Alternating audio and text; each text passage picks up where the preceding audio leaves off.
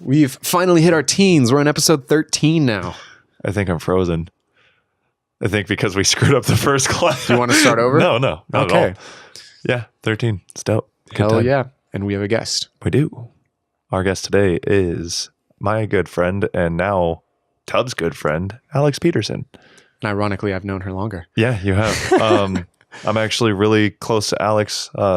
We try and hang out like once every 2 weeks or so if we can, depending on the schedules and whatnot. And I have been dying to get Caleb and Alex to actually hang out longer than like an hour at a random place or like, just have a conversation. Spend more genuine time together. And it was awesome. Yeah, this went fucking great. I was in the middle of this podcast going, fuck, this is such a good episode. Yeah, it's really dope. And I mentioned a format a lot. I mentioned it, well, more recently I have been about like, it takes this road about like keeping it light and then gets into something more serious. And like, it's not a format we mean to follow. It's literally just naturally what happens. So just easy to flow with. It's just what comes out of us. Yeah. And today was exactly that. It was like we start out with hypotheticals.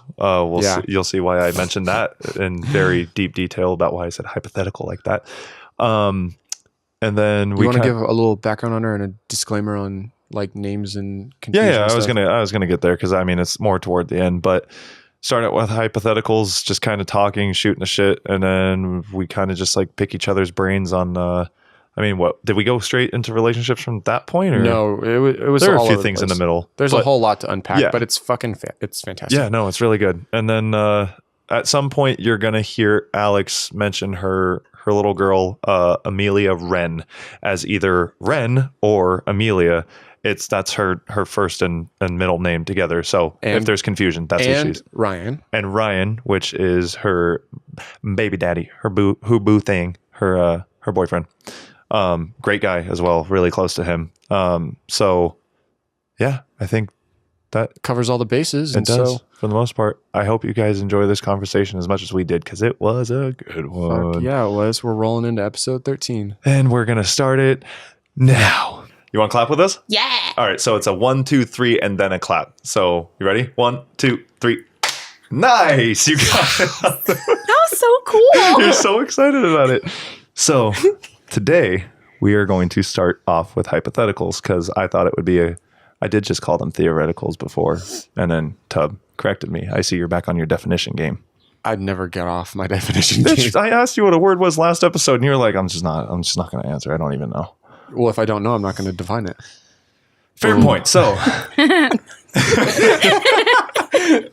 are you ready? Okay, we're actually just going to ask Alex. This one is first for you. You're walking in a forest and you found a black suitcase inside it. Holds $1 million and a piece of paper stained with blood and a single word, don't. Would you take the suitcase home or leave it? I would leave it. Why? Have you ever seen a scary movie? I'm trying to get my shit fucked with. I guess that's a fair point. God, that would be super tempting. But honestly, I'm not you literally can see it has $1 million in it. Like it it's in there. Yeah, but I don't know. I go back and forth because maybe it's like a joke or someone's like, oh, this dumbass isn't going to get the money. Right. So you're but also torn. At the same time, I'm not trying to have like ghosties in my house or something. Ghosties? I don't know. Today was the day that I learned that ghosts are not how I like to say ghosts anymore. It is now ghosties. There's ghosts and then the plural form. I like it. I dig it. Just like how there's paste in the plural form. What did you say? Pasties. Oh, pasties. I was like, pastes? I hate words like that. Okay, so. Man, it's in a forest, so I'm kind of feeling like I would just walk away. I don't know. But again, like, you never know what you're going to do until you're in that situation. Right, but that's where this is a theoretical. You have to choose one or the other, and then you have to live with that choice. And says there it is, folks. blood. Theoretical. Hypothetical. Ghosties. So, I love it. Ghosties. I love it. So you're going with... Fuck, man. Leave it? final answer? Yeah, I'm going to leave it. I watch a lot of scary movies, so. Tub? Give me the fuck away from that suitcase. Wait, you don't want it either? Hell no. Are you kidding me? God, I feel Do you less know of a how- pussy now. Do you know how many problems you have no idea what that's going to turn into if you take it? Like, imagine finding a brick of cocaine by the border and taking it and then having the cartel That's a brick on of you. cocaine. I know, but you don't know who this money belongs to. It could be the cartels too. Do you want the cartel on your head? No, you don't. No, And so- but Alex made a very good point. Or ghosties. Alex made a very good point that it could just be a joke, and it could just be like, oh, let's see if we can scare them away. Like if they're really scared by a single word with blood, quote unquote. So a joke as in like some rich millionaire philanthropist has a mill to just lose and man. decides to do that. You don't know. I doubt it. I know. And that's why I won't do it. It's because I don't know. I'd much rather get rich on my own without having like the absolute dread of being knocked off at any time than True. sit here with blood money and freak out. Because this is the thing. If it says don't, people know that someone's going to come across it and try to take it. And if they know that, they're going to find who did it, or they're going to be looking at who's doing it. So, no. I'm just kidding. If I really had to think about it, You definitely wouldn't. I can answer for you. I don't know. You I definitely really wouldn't. don't, dude. Like, how desperate am I? You like Have you ever been fucking broke? Yes.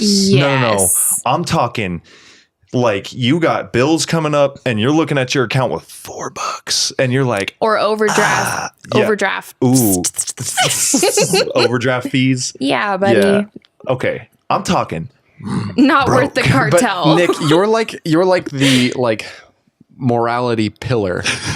Anything that goes against the ways of good and justice. Oh my God, it's you so are true. so I far have Darth against it. Vader tattooed. He was It trying to be doesn't matter. edgy. You Leave me like Darth alone. Vader because he looks cool, not because you like what he represents. I kind of like what he represents. Yeah? How many people you kill? Oh.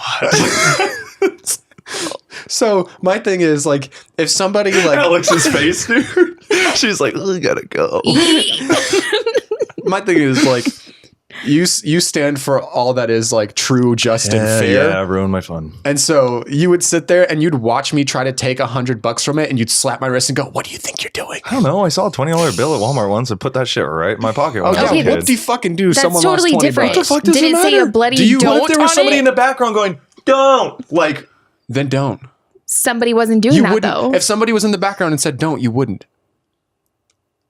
you don't know that? Yes, I do. I don't know. I really So don't. quietly, you don't know. Because you have to realize the difference between finding $20 on the ground, the difference between finding $20 on the ground and $1 million in the forest is way fucking Just a different. couple more zeros and then divided by 2, dude. And then you add the blood.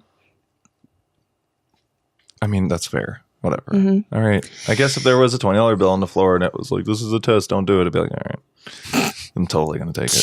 So, all right. Now that we know that Nick is just trying to be edgy, you are at war, deciphering an intercepted code. You learn 2 things about your enemy. A single spot in their defense will be at its weakest in 10 days. And, oh, hold on. There's an ad. Will be at its weakest in 10 days, and they will attack on your cities in 5 days. What do you do with this information? What is most efficient? What's the most efficient course of action? So do you fuck? do you get them at their weakest? We went from a moral question to how good of a war strategist are you? As I kept reading this, I was I like, wasn't in this war. I don't one's just too know. much. And see, my brain's already going 1,000,000 miles a second with this one. I've already won the war. Wait, what? He already won. Oh, okay. So this one doesn't. Do you guys just want to skip this one, or do you want to actually answer this one? No, I already won. We're good. Okay. Are you on his side? Did you already? Yeah, he won. Sure. So fuck it. That one was too much. If you could really sell your soul to the devil, what would you sell it for?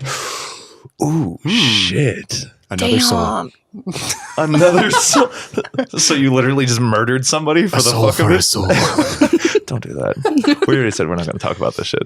That's Infinity War. Come on. Now. Okay, that's fair. I'm talking about we got into nerdy shit. What would you sell your soul for? Like legitimately, I'd sell it for a 6-pack of beer. Sorry, Looks like What'd I'd sell I it for a $1 sell million it for? suitcase with a bloody.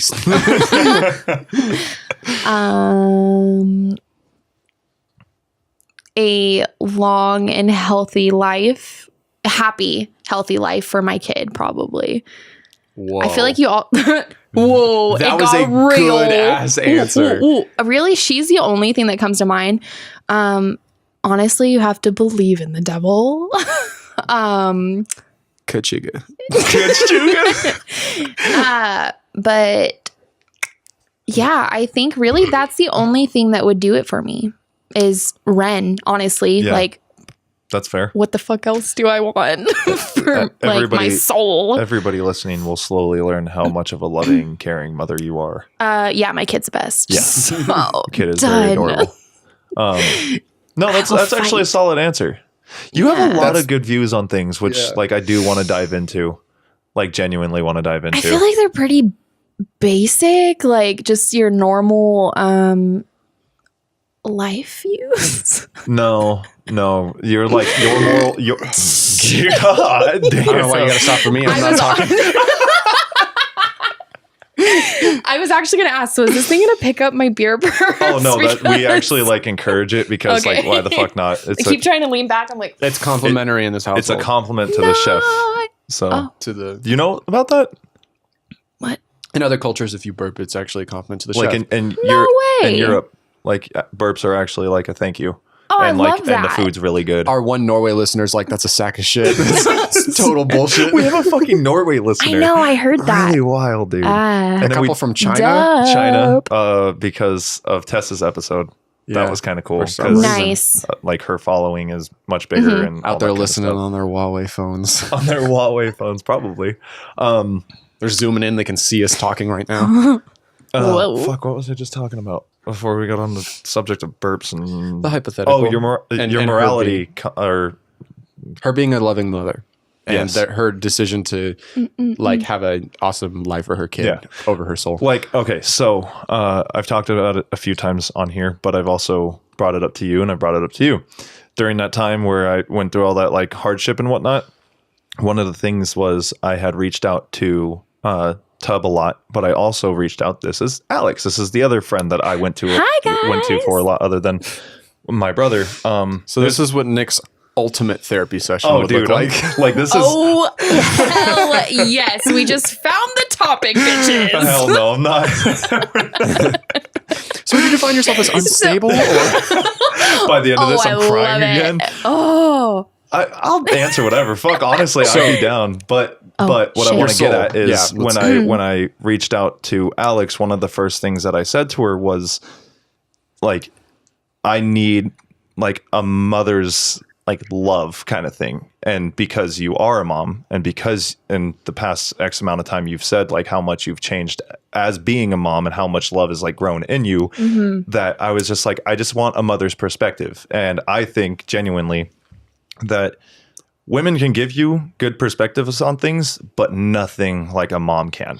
Like genuinely, and it doesn't have to be your own mom. It just has to be a mom in general. Yeah. And I think there's some fucking deep rooted meaning behind that I haven't figured out yet. But I think that like moms give the best advice. We know life because You literally give life. we give life. Snaps me.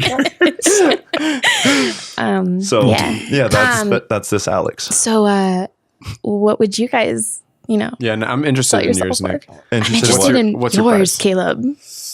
what? I don't really like know, because as like a joke back in the day I used to talk about, because like there was an old artist like way back in the day, right around, it was like in the slave era, where he went to the crossroads. I can't remember the artist's name, but he went to the crossroads of railroads and sold his soul to the devil to like be good at music. And I remember hearing that in college back when I was like really like, fuck dude, I just want to be in a band. I was legitimately thinking to myself, I'd like, I might do that there. But now being older and thinking about that kind of stuff, like if the devil was real and I had to like do that, it costs a lot.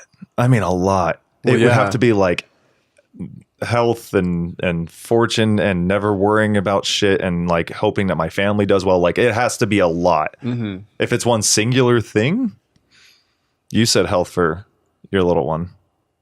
Yeah, health and happiness, like a long, healthy, happy life. Yeah. Yeah. I'd probably hand that off to a few people. If I was like, oh, I can pass on like a happy, healthy life to other people, I wouldn't take it for myself most likely. Also, it brings the question, what does it mean to sell your soul to the devil? Like when you die, you go to an impending doom of burning in hell. Like forever. Like he owns you. Yeah. You are his property or hers. Yeah, it could be a chick. Who fucking knows? If it's real. That's the point. If it's real. Sorry, Want to Dad. stress the point that it's not real. But, Sorry, Dad. My whole thing is like, if people were like, go to fucking hell, like, obviously I say things like, I say Jesus Christ all the time, but I don't believe in that. Well, that's just like That's a saying. That's right. Well, that's completely at this point detached from the actual religion. But there was a large portion of my life where like I didn't believe in heaven and all that stuff above, but like for some reason I believed in hell, and I was like, interesting. They don't. That's the worst. Yeah. A lot of people, it's the reverse. They're like, there's no hell, but there is heaven. Everybody goes. You're like, there's no heaven, there's hell, and everybody goes. No, like my whole thing with that and why I thought that way was there's no heaven. So I don't have to act a certain way to be a good person. And there is a hell, so be a good person so you don't go there. Oh, interesting. So it was like a double. So it's like you either get the sweet kiss of death or eternal burning. And your reasoning for being a good person is so you get the sweet kiss of death. Yes. You're like, Satan or Grim Reaper. Yeah. I'll take Grim Reaper any day. Yeah. What about you, Caleb? Yeah. What would you sell your soul for? It's such a hard Like question. a one singular thing. Because like, fuck, I don't know. I really like this question a lot because yours is so This is fucking good, modest. man. This is so yours good. Really good. Yours is so good that it's like one of those things like when you're playing a game and somebody answers something really well. Like, I don't want to play anymore. I didn't have a good answer. They took mine. Like, Yeah, but I have a kid, so like Yeah. I feel like that's right. So you win everything automatically. like what mom wouldn't say that? A shit mom. Shit, Sorry. That's true. That's true. But fuck, I don't know. Because like my first fucking knee-jerk thought to it was like, immortality, definitely. But Whoa. that totally cheats out the contract. Yeah, Not, like negates. not true. Not true. Because we haven't written the rules on what that means for the devil to have your soul. Oh, I guess that's true. So, So he maybe could- be his slave like throughout your like immortality. once a week you have to murder somebody. Oh my Once god. a week. Fuck. Well, you're asking for That is a- immortality. That's a big price you got to pay. Yeah. And you have to Can't do make it his like- dirty week can't make or it dirty work. Dirty week. You have to do his dirty week. Can't be like once a year. No. Probably pull that off. Caleb's changing it up now. He's like, maybe immortality's not for me. I'll give you immortality for a bi-weekly killing. Bi-weekly.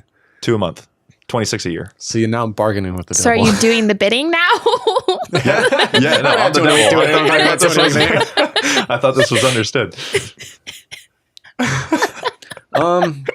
This is a See, great this is It is this so is the much problem. fun. Is like you always like I always put myself through these type of hypotheticals. Like if I could give myself, just grant myself a gift of like some amazing beneficial trait or quality that's like totally impossible for a human to get, you also then have to come up with an Right. awful repercussion to balance it out. Here, Yes. how about this? All right, you ready? You ready? I'm the devil giving you another hypothetical. Okay. You kill someone every 2 weeks, or you burn down a church every 6 months. Wow. That's intense. And you get one or the other, or I slaughter you right now.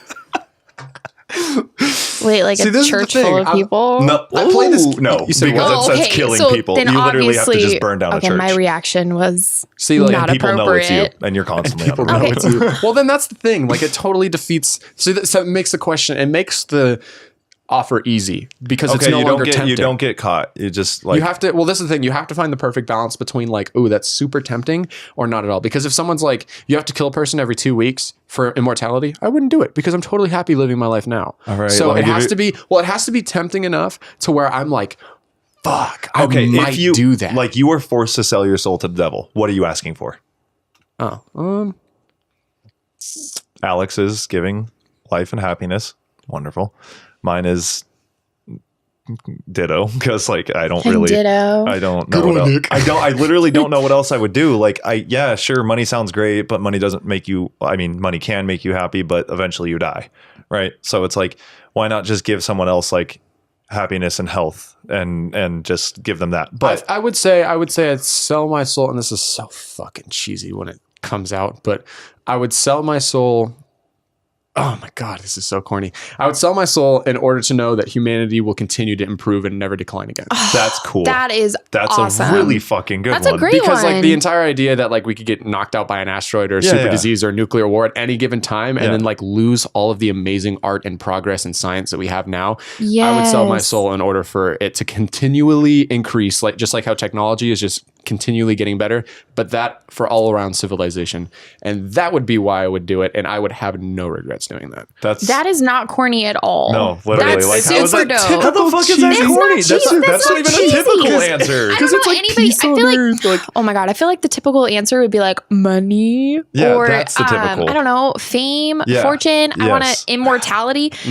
I actually haven't heard that before, and that's really spot on. Like that's really cool. That's actually fucking solid. Because this my idea of it is like, you know, like how we get down to like the whole idea of is there even a selfless act or is everything at one point ego driven? And my takeaway from that is I don't care if it's ego driven as long as I'm like making other people feel good while I'm boosting myself. Yeah. Then that's the entire point. And so my thing is, how can I maximize like the amount of like beneficial outcomes with my own suffering? And that would be, I just thought about what I would do. What would That's so great. Like you're like, I want to give Perfect like beard. it's That's what it would mixed be. in with yours, and that's why.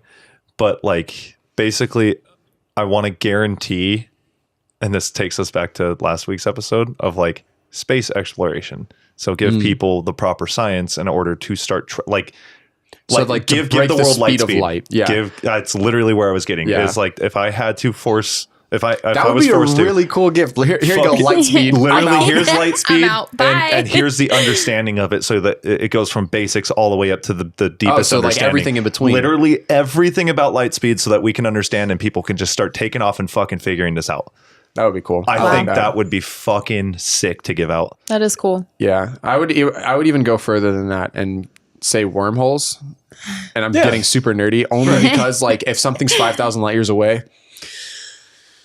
you're not gonna get there in unless it's gonna be 5,000 years. Because light speed, like that just defines light speed. That doesn't define like how much faster they can push it and Well, stuff that's like the that. thing. With wormholes, sure. So Physics wise, I'm talking about giving the world the capability to completely explore the known universe and just keep going. fuck yeah, I'm that with would be that. That's so much fucking better. sick. Hell and then yeah. I get to see that in my lifetime and then die and burn in hell for the rest of, for the rest of eternity. dude. By year 100, you're like, it wasn't worth it.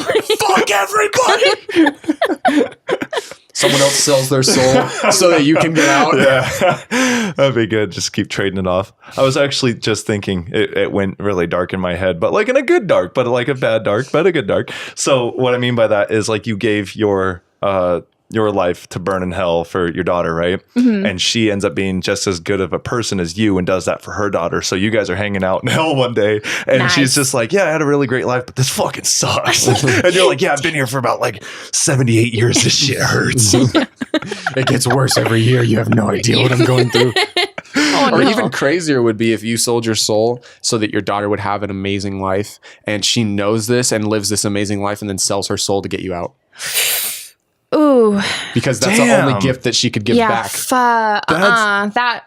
Just and you come back like at this I'd be age that you sold pissed. your soul. Like you know why it happened. and like you literally come back because like think about it this way: if your mom sold her soul for you to live this amazing life and you live like everything out that you could ever dream of, the only way to give back would be to get her out of the situation that got her there. and give her what you gave her. And she gave you what you gave her. Mm-hmm. That's fucking dope. wow. This was real. Like, I really like that hypothetical. Wow. Hypothetical, everybody. Hypothetical. I would really hope my kid's an asshole at that point. It's like, oh, cool, my mom was awesome, but Yeah, but you wouldn't wish that. Like, you would want her to be as good as possible. yeah, and but that I would be, definitely wouldn't want her to burn in hell. No, you're not asking her to do that. You just want her to be as good as possible, and she knows what that means, and that means like Nope. Saving you. Yeah. I want her to be shitty at that point. You're like, I want my Amelia daughter to Wren. live an awesome life and then get Alzheimer's. oh yeah. my If you remember anything. Oh no, Ren, if you're listening, do not sell your soul. I like that idea because when she grows up and you're just like, hey, you should listen to this. This was me like X amount of years ago. That's so fucking cool. And that is why I want to do this, dude. That's super awesome. Baby, I love you. Seriously, don't sell your soul. See? Let me burn. let mama burn. Let mama burn. It's okay. Mama did this for you. I'm reading another. I mean, I'm down to keep going with these. I think that's great. Yeah. Like these are hypotheticals are because like, you actually this is great why I like conversational nuggets, and you get to know people like down to their core values. Yeah, and this is the thing. Like when I run into people who don't like really have a lot of value in hypotheticals, because there's people who think like purely in like usable information and usable information only, and so they think like, why is this relevant? Because it would never happen, type thing. Right. And so my thing is, you get to completely understand a person's like persona, character, morality, decision making without even having to be put into a situation where they would have to show it. Yeah. You get a perfect look, like a microscope down to a bacteria, like into their life without ever having to be put in a situation of, oh, if you had a gun to your head, what would you do? Like, well, I don't have a gun to my head, so I don't need to answer the question. Well, that's not the point of the question. We're not saying, what are you going to do in this very moment? We're sitting at a table with mics in front of our face. We know what this moment's about. But what would you do in a hypothetical? And you get to learn, and this is how like you are able to judge someone's character past just small talk and easy interactions. Right. And so you could ask someone like 3 hypotheticals and then realize you don't want to be around that person ever again in your life. Yeah. And you never had to learn the hard way. Wow.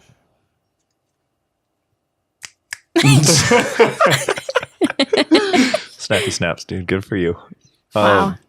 I mean, I'm down to keep going. Yeah, fuck it.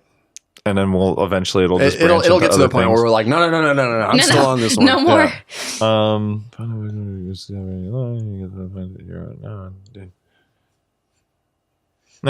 one was whack. I don't know. Like it's just one of those ones where it's like there's just too much. I'll read it and we'll see. You find a book and begin to read only to discover that it is your life. You get to the point that you are at now. Do you turn the page knowing that you will not be able to change the events to come? Ooh, I so that's like that. It's almost like that box thing you told me about. I skipped this because of the way, like, so there are certain words that are missing in it. And like when I know this sounds dumb, but when I see things that like aren't grammatically correct the whole way through, I lose interest. Okay. Dead serious. Tweets, captions, all of it. Well, you must not read a damn thing other than your own tweets on Twitter. Sometimes I just won't retweet them because I'm just like, that's spelled wrong. My tweet this morning, ducking straighter. Oh yeah, but then you that. corrected it, which is why I found it funny. Right. So, if you could, would you turn that page? No.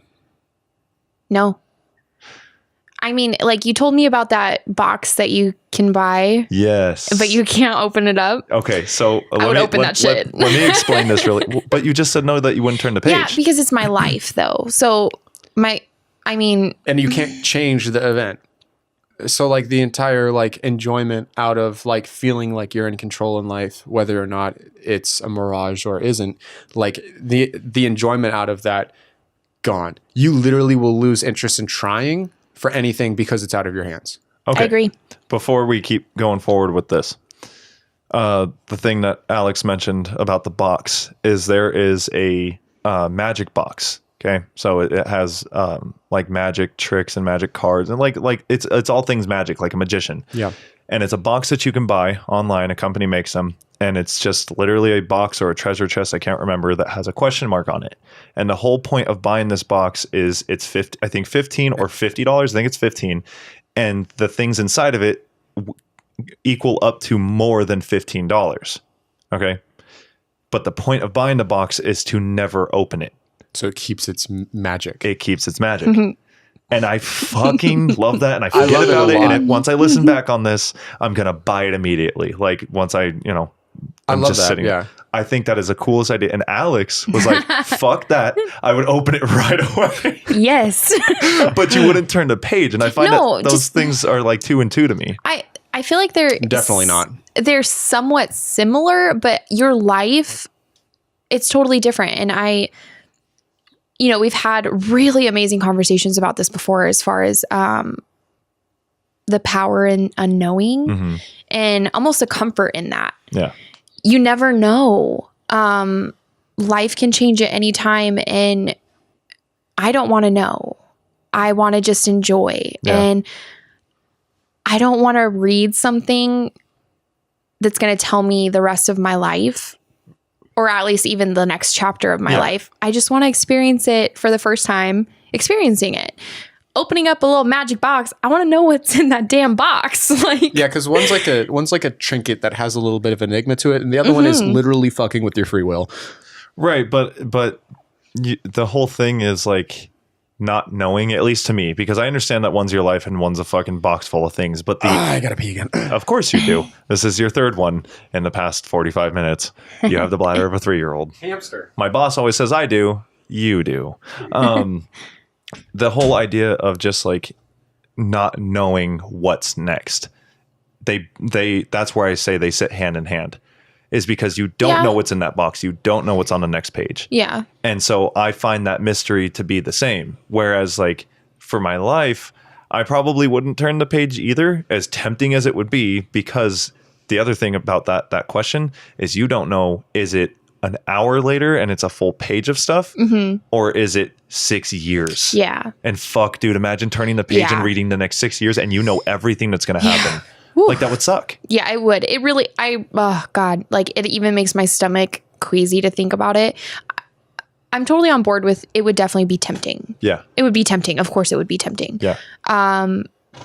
But I know deep down I would not turn that fucking page. Like, no. Oh, it'd be so I can't imagine, I can't imagine reading something and then, God, like what if something horrible happens? Yeah. Then you live the rest of your life. Yeah.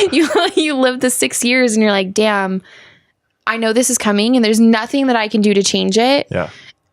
Like literally knowing that the next event is about to come up and you can't, because I was telling Alex, you don't know if that next page is the next hour or 6 years. Oh shit. Yeah. It's not specified. Fuck. That makes me queasy to think about. Yeah. Because like you would hope like, oh, if it's just the next hour, that's a big fucking page. That'd be dope. It's over in an hour. Yeah, of course. But like you flip it and it's just like you've gone through all this shit in 6 years, good and bad, and there's nothing you can do to change that. No. And every time an event's about to happen, like, okay, for example, one of the events that happens and there's bullet points says there's a massive car accident and you're hospitalized and it happens on this day at this time.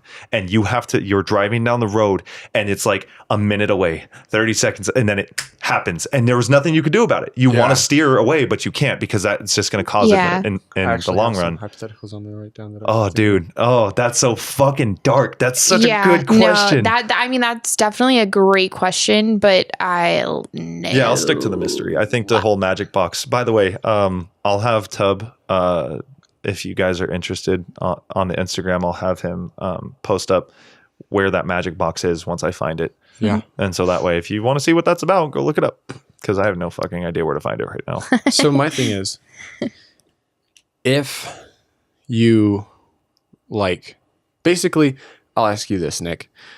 If I had this, say we go back a month or two, and I plop down this fat stack of papers on your table, and it's the script to Endgame, would you read it? No. Why? Are you talking about after I've seen the movie? Before. Before I saw the movie.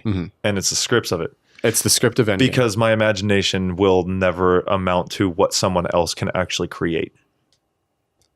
So, and I want to see it happening in front of me versus me just seeing it in my head. And so you wouldn't enjoy it as much if you already knew it was going to happen. Oh, well, that too. Right? Right. Does that play the same way with your life? That's why I said I wouldn't turn the page. Okay. Oh, no, I said I wouldn't. Yeah, so I wasn't here for that. Oh, no. I said I wouldn't because it's the same thing. Well, no, I said it just now with the whole mystery box. Like I wouldn't because it's the same as the mystery box. I don't want to know. I think it's more interesting to not know. And all right, I love this subject. And so I'll ask a couple of questions, which I feel like are easier questions to ask. And then I'll circle back to this original question, but add some flair to it. Okay. And then I feel like that's going to be the hardest one to answer. Would you, if you had the option, want to know how you die? How or when? How? How? The next question is when, but we'll go to how first. Yeah. No. I feel like you'd miss out on so many things just out of the sheer fear. So like, oh, you're going to drown. Yeah. You are not going to be up in a pool or the ocean or a lake or anything. And you're going to miss out on so many things. Or I don't know. I feel like you'd live in so much fear because, I mean, you just said how, right? Not when. Yeah, so you have no idea when, but you know this is the way. You are going to be terrified all the time. Yeah, exactly. I agree 100% with that answer. My thing is like, it's basically like if it says, oh, you die of a car accident, guess who's never fucking driving again and then getting hit by a car when I die? The rest of your life is just going to be so scared. Yeah, you're going to live in pure paranoia. You're going to miss out on your life because you're so scared. And then you're going to die. I was hugely on the side of knowing how, but not when. I'm the exact opposite. Whoa. I would Same. love to know when. You guys want to know when? I would love to know when. If you know when, I feel like you would, it's the opposite. You would live extreme. You would live with such crazy urgency. Like imagine knowing that you're going to die in 2072. I would go skydiving all the time, bungee jumping. What if you're not? No, that's the thing. If you're if it's to set in die stone, next year? If you even more so, then the urgency picks itself up. Yeah. Because this is the thing. The fucking fear is paralyzing. No. It's the same idea with someone who gets a terminal disease and goes from, like you have you have obviously the stages of grief and blah, blah, blah. But once you hit acceptance, then all you want to do is take the most of your time. If I knew I was going to die in a year, I would quit my job and go fucking bananas. I would make sure everyone in my life feels loved. I would check everything off my bucket list and live my life and have the best year I've ever had and die happy. Yes. Is this a question of you have to choose one or the other, or can I choose this is just neither? one at a time. I'm choosing either.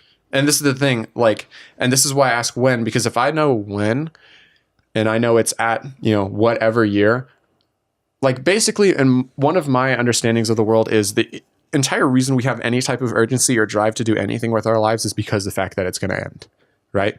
If we lived forever, we could do it tomorrow. Until tomorrow never comes. Well, actually, then there's so my connecting point to that is the idea of knowing when you die. I feel like is a double shot of that type of motivation and everything. There's the original drive you have of knowing that your life is going to end someday, and then that drive gets hit with a catalyst and is now twice as passionate because you know when that is too. Right.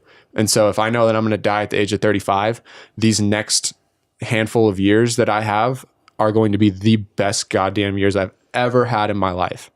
I'm going to change the world in ways that I wouldn't be able to if I didn't know. Then my question plays, if you're gonna know when, then why not know how? Because then you'll live with paranoia. What? Because I'm saying if you know how but not when, and just how, you'll never go near that thing that'll kill you. Just how. I'm saying if you want to know both. Yeah. I don't. Well, what I'm saying is when. Right. Mm-hmm. So let's just say that tomorrow at 3:30, you're going to die. Right. Mm-hmm.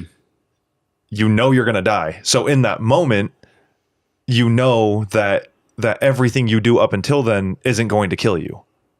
So why not know how as well? Because if it says that you're going to die in a year from a plane crash, right? And that is literally there's no ifs, ands, or buts about that. Why not? Alex stepped out to go. You can say when you need to go to the bathroom, dude.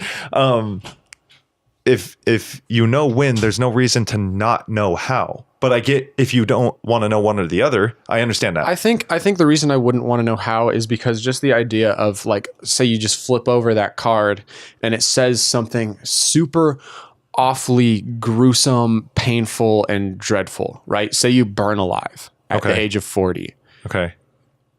Up until that age, I'd be playing with fire every day because I know I'm not going to burn that's until the thing. I'm 40. That's fine, but you'd be playing with fire every day, even if you didn't know how you died, because you know you're not going to die anyway. Right. So my thing is, if I didn't know, I'd be falling asleep my last night of being 39, happy and looking forward to my death no matter what it was, because I'm not afraid of how I'm going out because I don't know. I just think they play hand in hand.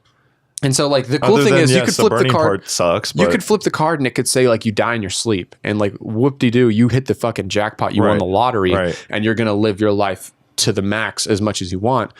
But imagine going to bed knowing that that's the last time you're going to bed. Oh, I'm pulling an all-nighter.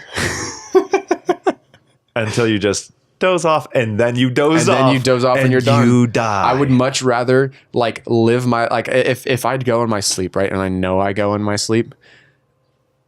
Hey, Alex. She's you gotta Open the door. give the Can you poor hear girl me? a second. So just to update you, if you knew you were going to die in your sleep, my point I was making was I would stay awake for as long as possible. Like, you know, and the then day you're going to die. Yeah, you know how and when, and it is you're going to die on this day in your sleep as soon as you fall asleep. I would literally stay awake as long as fucking possible until the moment where I completely passed out, and that was it. The fact that I was going to literally lay my bed, like make my bed and lie in it. No, I would make my bed lie in it. You would make your Literally. coffin and lie in it. That's what it would be. Oh, dude, imagine like If you knew you were going to die in your sleep, why not just sleep in a coffin on the last day? imagine prepping, right? So now, Fucking creepy. imagine like you've prepped your death. You know that how and when you're going to die. You're going to die in your sleep at this exact moment, this exact minute, right? Mm-hmm. So you show up to your own funeral. That would be so cool. And you have a fucking party with everybody. And then it's like 5 minutes before you know. 3, 2, 1. And then you're happy. and in those last 5 minutes, or last, like, let's call it 20 minutes, you go and climb into your own casket at your funeral, and then you just- set yourself up. You close and the you just door. look at everybody, and you go, Weird. and you say your goodbyes, and you close the door. And dude, that's a the- cool movie. That is the absolute reverse of birth. I'm gonna trademark that right now, right here. That's mine. I feel like that'd be a pretty cool way to die. Yeah, and have then a you get to say fucking your major goodbyes party. and everything, and I feel like there's a lot of closure there. because there's a movie, that Justin Timberlake movie, where they the have time Oh my one. God, I forgot. In Time. Yeah. Because I would have always that, make and the they're joke that stealing it was time from people. Yeah. Yeah. I find that, And like he tried to save his mom, like she was running to him, and Yeah. her last second Oh. ticked right as he caught her, so he couldn't give her any of his time. So good. Dude, I love that idea. That is such a brilliant movie. I Yeah. have to watch that again. So I just think that kind of plays. But what I was explaining to him was that if you know when, how kind of plays hand in hand. It's okay because how doesn't play in the same hand as when, but when in my head plays in the same hand as of how. Because if you know when, the exact moment, you might as well just know how. But yeah. he said if it's fucking burning alive, that's different. And Like I'm if it's some type of painful, really gruesome, brutal. torturous, brutal, yeah. You don't want to know. I wouldn't want to know because Yeah. then I would start like getting like that anxiety coming up to it because I would be like freaking out like, oh shoot, like I'm going to die of a gunshot wound and the gunshot wound isn't what's going to be killing me. It's going to be bleeding out or even just bleeding out. It doesn't pain. tell you how you started bleeding, just bleeding out. Yeah, That that's would pretty freak gnarly. me out because then Yeah. I'd be like, how long am I bleeding out? Do I pass out? Do I stay awake for it? Yeah. And so I'm going to be sitting here as the last hour ticks away. I'm not going to be enjoying my life. I'm going to be sitting on Yeah. the couch, shaking my leg, freaking out because I know I only have 60 minutes left and I'm about to bleed out. So Right. almost the same thing as just knowing how. Like you just the last bit of your life would be so fearful. Yeah. So if we It's had not living life to the fullest. right. exactly, and if we all had two cards just appear in front of us, these red cards, and it said how and when on it, I'd flip the when and toss the how. I'd burn them both. And I love this conversation, and so this brings up my next point, which I feel like is a much harder. Before you do, so yours is you're cool with the win, just not how. I would like to know when. I feel like I yeah. would live my life to the absolute fullest. Yeah. I would too. I agree. I just feel like where I'm at in my life, like I kind of do exactly what I need to do every day, and I don't feel unfulfilled to that point where I just need to know a win so that it will give me that extra push. Like I wake up and I'm just like, I know I want this day to go. Versus Yeah. like if I knew when. One of the reasons I don't care to know when is because then that forces me every single day. I'll never be able to have a day off. I know I keep talking about that shit, but like when you do shit consecutive days in a row, like eventually you get tired, right? And then when you have that one day where you're just like, fuck, I want to relax, you're going to be reminded you have X amount of time. Versus now, I would still have my day off. But you can also still have your relaxing days. Like Yeah. so think about if you didn't know when you're going to work, you don't know you're going to die tomorrow. So you're just going with your same old routine. You know, that may be fulfilling or whatever, but you're not. What if you don't get to say goodbye Right. or you don't get to do the things you do want to do because time is real. Adulting is real fucking real. Yeah. We have shit to do. Time is real, but adulting is more real than not. So, I mean, like, realistically, how many of us are really living to the extent that we want to live before we die? I 100% agree on that, but that's where I feel like I'm happy with exactly what I'm doing now, and I don't need that extra push. I think that's dope. Like, honestly, I think my biggest motivation with that is my kid. Yeah. You know, going to work and school. I just think about my kid. Like, if I know I'm going to die in a month, I'm quitting everything. And I owe it to myself and to my life to end it in the best goddamn way possible. Right. And I, like, oh God, it would fucking kill me if Literally. I knew that, you know, I was going to work, et cetera, and I come home or I die or whatever, and I didn't get to say my goodbyes, and I didn't get to do what I wanted to do. So I would actually love to know when. Yeah. If some weird little crinkly lady came up to me and was like, "Do you want to know when?" Like, yes. Please. Immediately. And that's Please. another huge advantage, not just the boost in how you live your life, but the ability to say your final goodbyes. Yeah. That is something I feel like everyone wishes they could get, or people who have passed wish they had. But That closure that's is where I so find important. it so okay. And this is where it gets into like the whole philosophical thing of it, of just like, that's where I find it so extremely beautiful, where life constantly is testing you with that whole thing. Everybody always says it on Twitter, make sure to call your loved ones and tell them that you love them, right? Because you never know what's going to happen. I find that as like a beautiful test to see if you're actually going to do that. That's why I always tell my friends whenever I leave, like, love you, dude. Like, I just want you to know that in case for any, not just of my selfish reasons, but like, I genuinely want you to know that. Like my brother and we had a very like close heart to heart the other night. And right before we went to bed, we were like, love you. Like, we don't say that to each other very often. And not that that bothers me, but that's just not our thing. But like, I make sure to let people know, and it makes me feel good in turn to know that like I'm capable of doing that, versus where I have this thing dangling in front of me like, you better fucking do this so that people know. I just much rather do it out of the nature of my own heart versus having something telling me I need to. Yeah. And that all just comes down to the nature of your heart. Of course. I definitely try to practice the same thing. Right. I just think when it comes to death, it would be so intense. It'd be that on fucking crack. Like, I agree on that. there's not enough I love you that you could give if you're dying. Right. I would be awake all the goddamn time. Yeah, Constantly. my only counter to it is like the problem with not knowing when you die and trying to remind people that you love them and to like say it while you can is that you forget so easily because you get so caught up in life. If I knew when I was going to die, it would be the biggest hallmark of my entire existence would be knowing that date, literally watching that clock like tick down. Yeah. And so I would never forget to say it, never forget to remind my friends. I mean, but then again, like I put in practice when I can as well to like remind people that I love them. Like one thing that my girlfriend and I have done since like the start of our relationship is whenever we're hanging out and one person has to leave, we'll like say our goodbyes and kiss and everything. And then we'll get our last one, which we like, it's not like the last one before like we leave. It's just in case we never see each other again. This is our last one. And so we kiss each other like this is our last one. Whenever we can remember, every time we leave each other. I like that. Aww. And so, like- romantic. Ryan, are you listening? And so like, I'm just and so kidding. like we'll be sitting there and we'll be like totally like procrastinating our goodbyes and trying to like really squeeze the juice out of the last final seconds that we have before like we have to, you know, wait till another day to hang out. Yeah. And then we go like, and then I'll be like, all right, last one. And right. we treat it as That's if cool. it is the I like last that. one. That's awesome. And then I'm adopt that shit. yeah, Everybody I'd take recommend notes. it. And like another thing was like you saw, I spent one night, which I want to do more often, but not too constantly on totally random occasions. But the people that mean most to me in my life, I send them like a personalized paragraph on why I love them, why I keep them around, why I think they're special, and like just to give as much love and compliments and uplifting that I can. Yeah.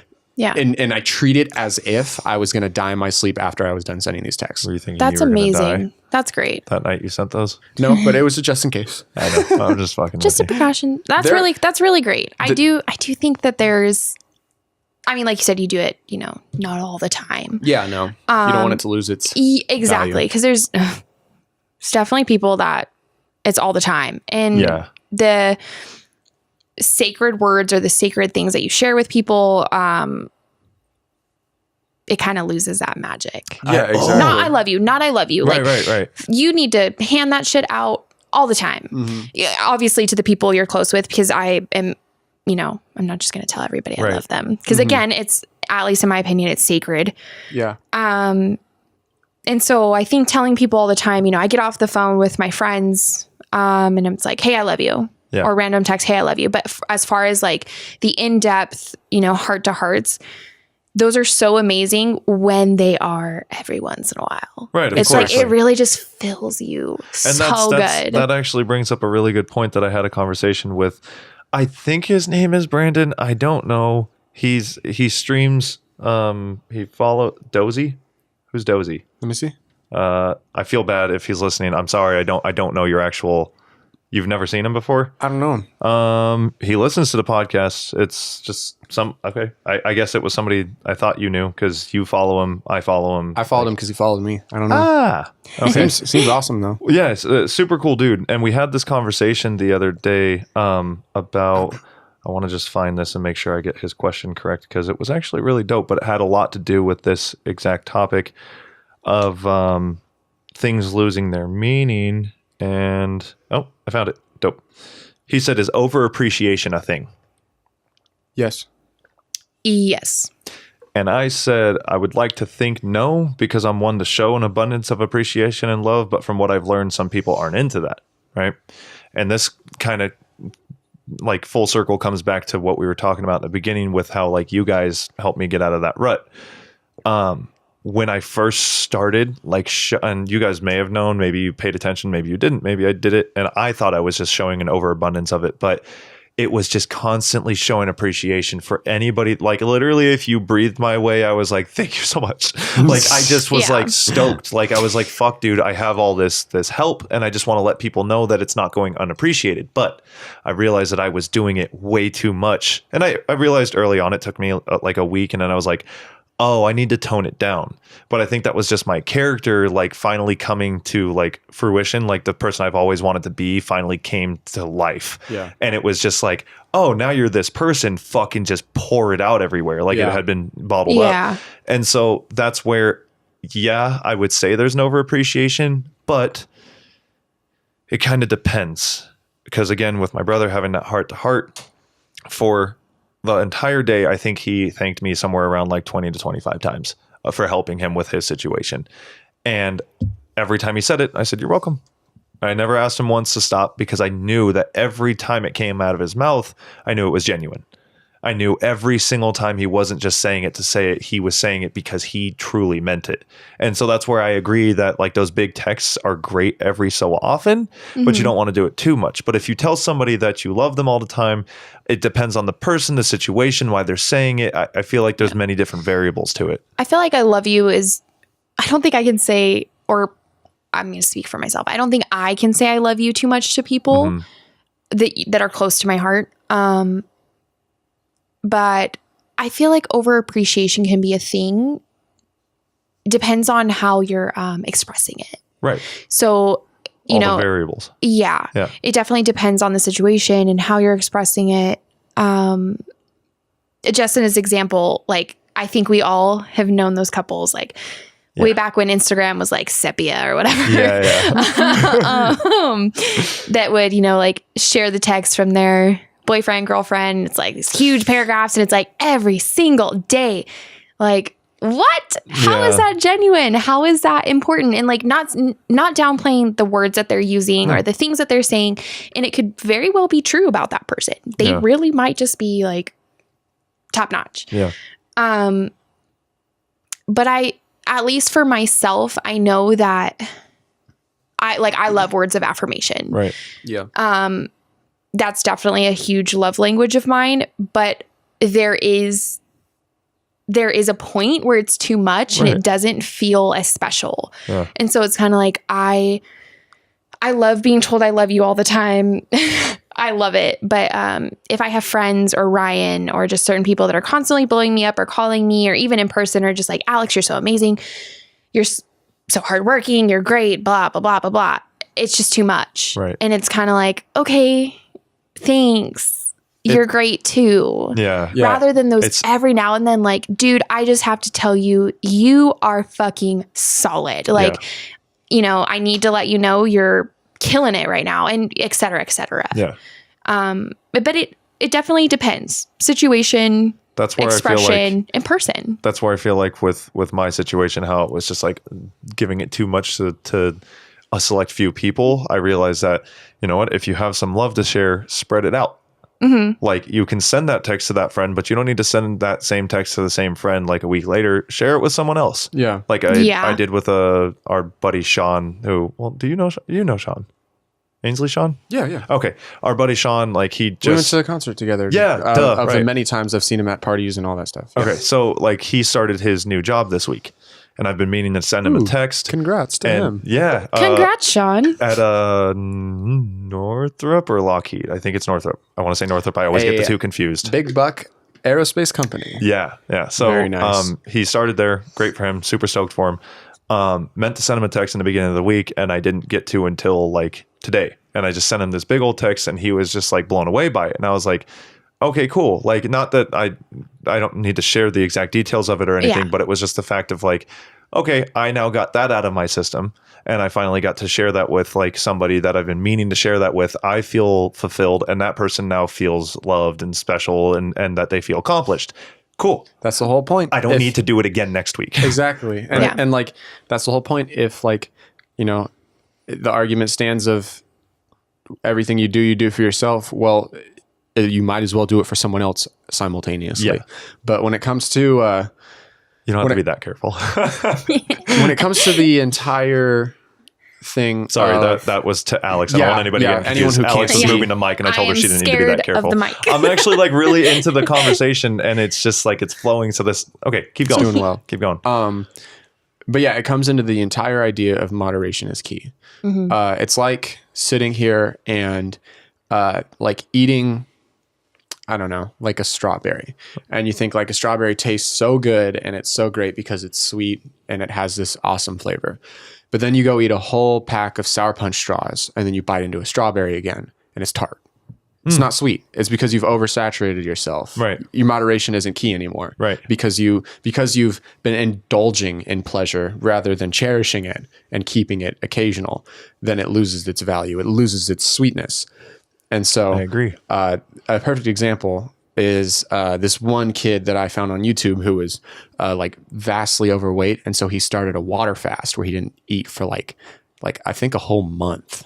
Where, because basically your body kicks into ketosis where it completely starts running off of your fat buildup that you have. And so your digestive system turns off. All of your energy comes from the fat you burn rather than the food you burn. And you start losing weight instantly because of it.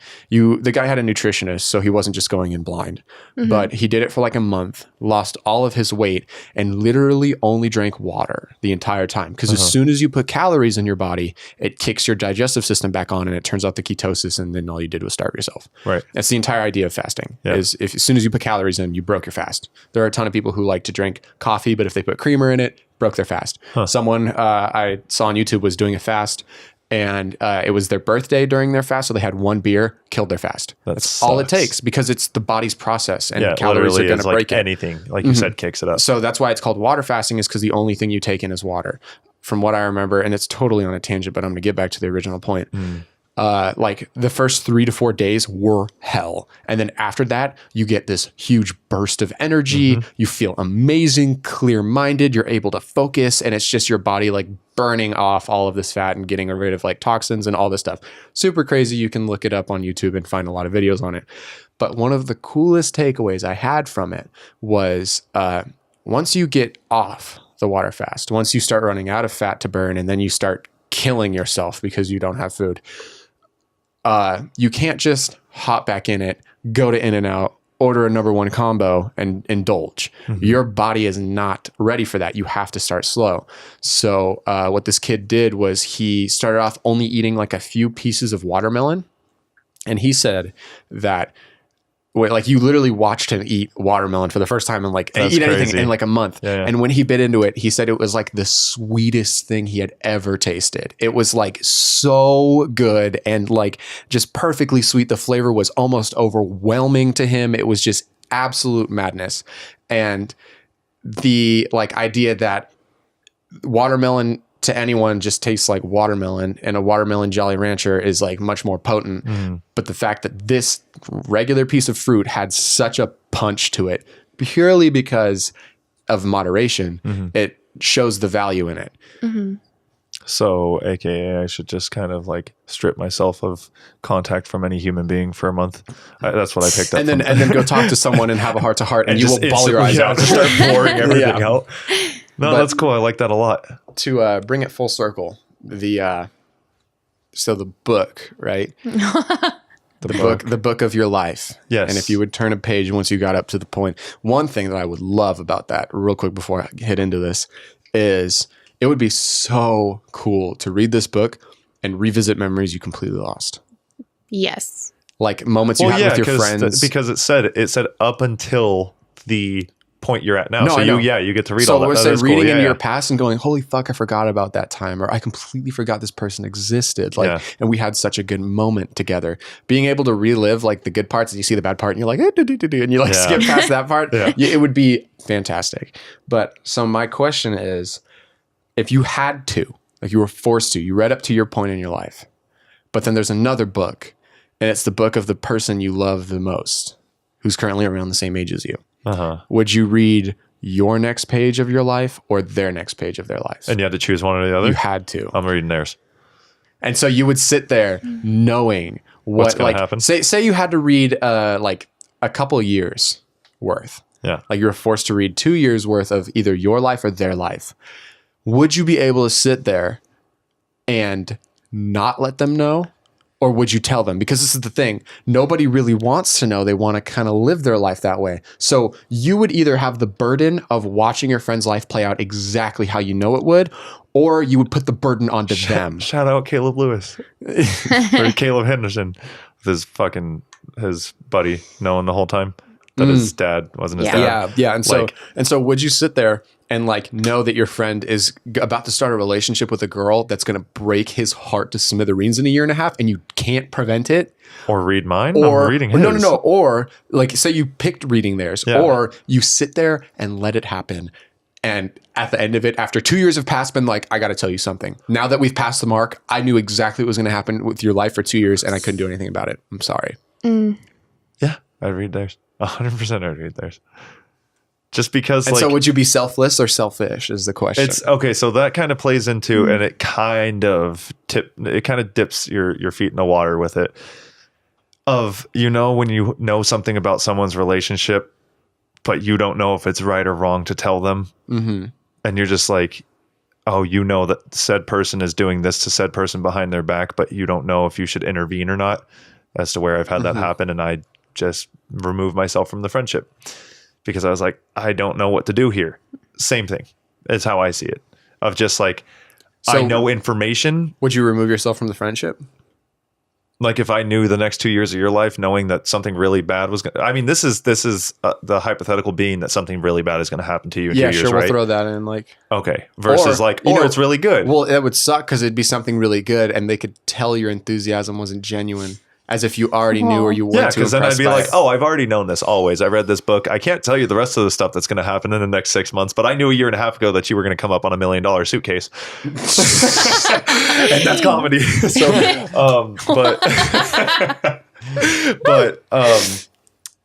I'd read theirs. Over reading mine, I'd read theirs. I don't think that's selfish. I don't think it's selfish either because it's not affecting me. Is it though? Is it affecting them through your relationship?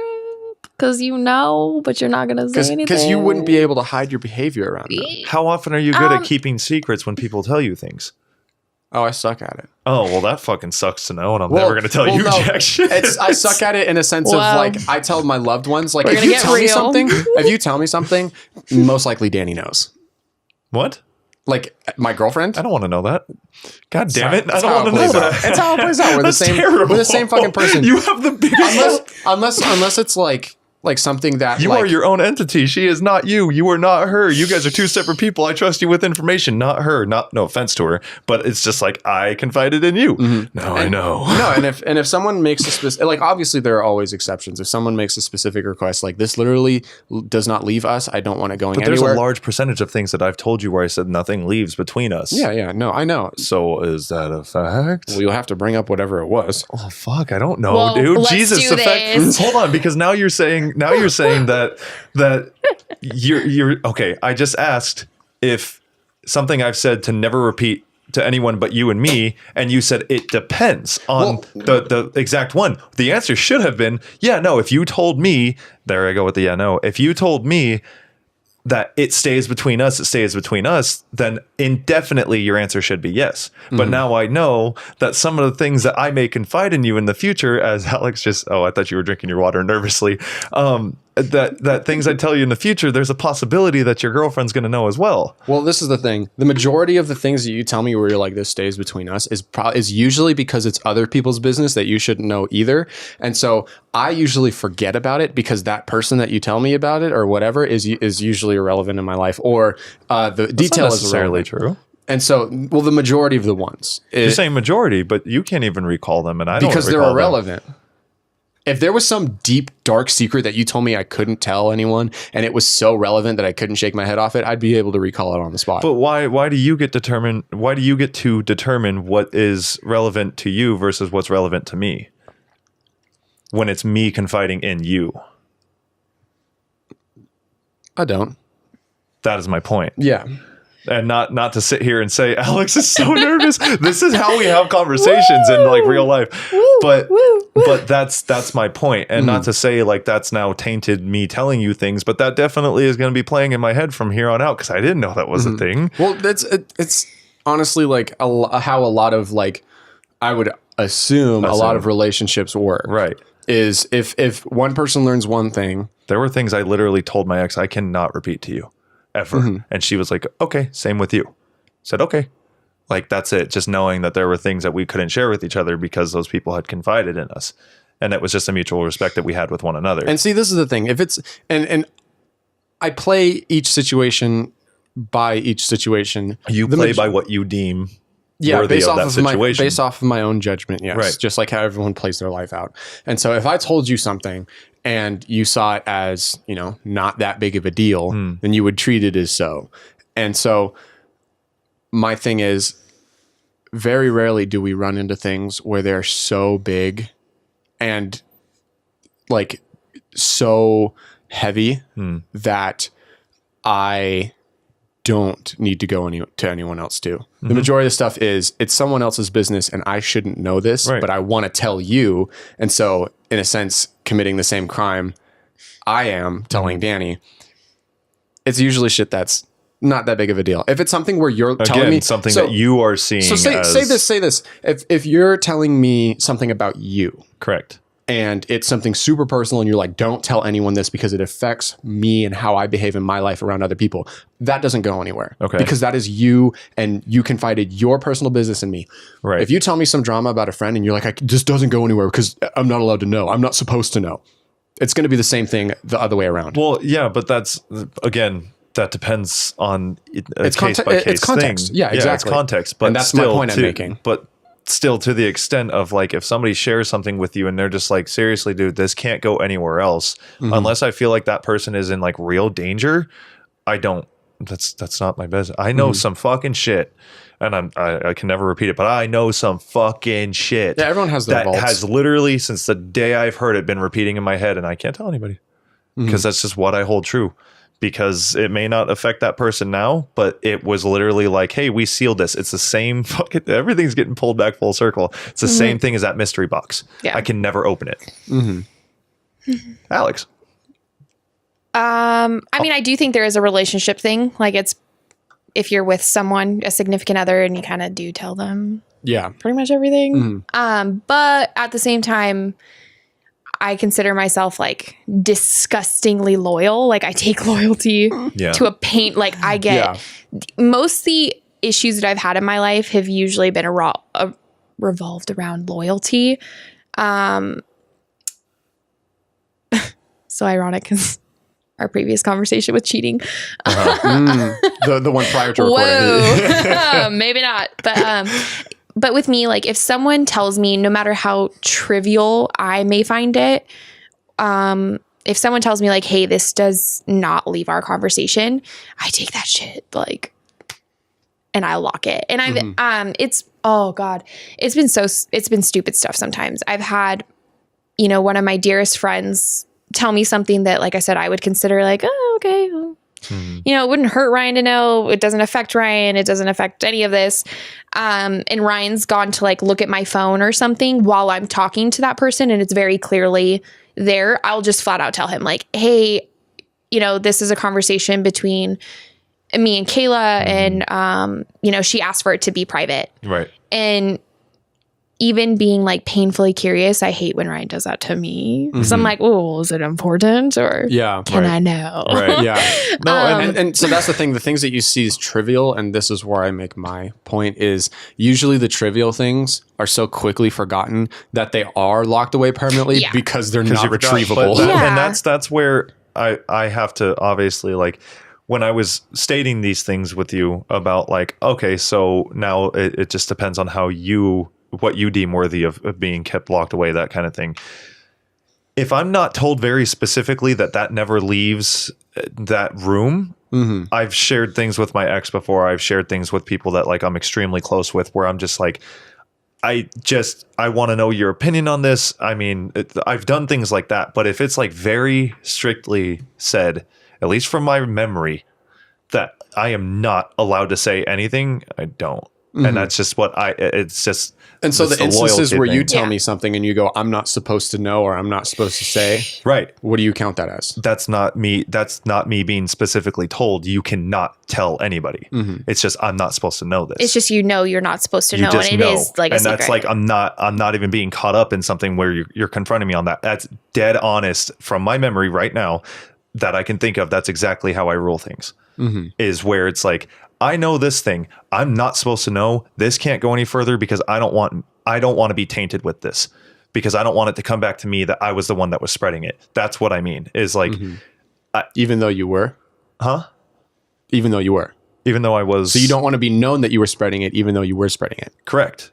Yeah, that's what I'm literally saying. Like, I know I'm not supposed to be saying this, but that's just what my thoughts are on it. Not, hey, this person told me to never speak these words to somebody, so I'm just going to tell you.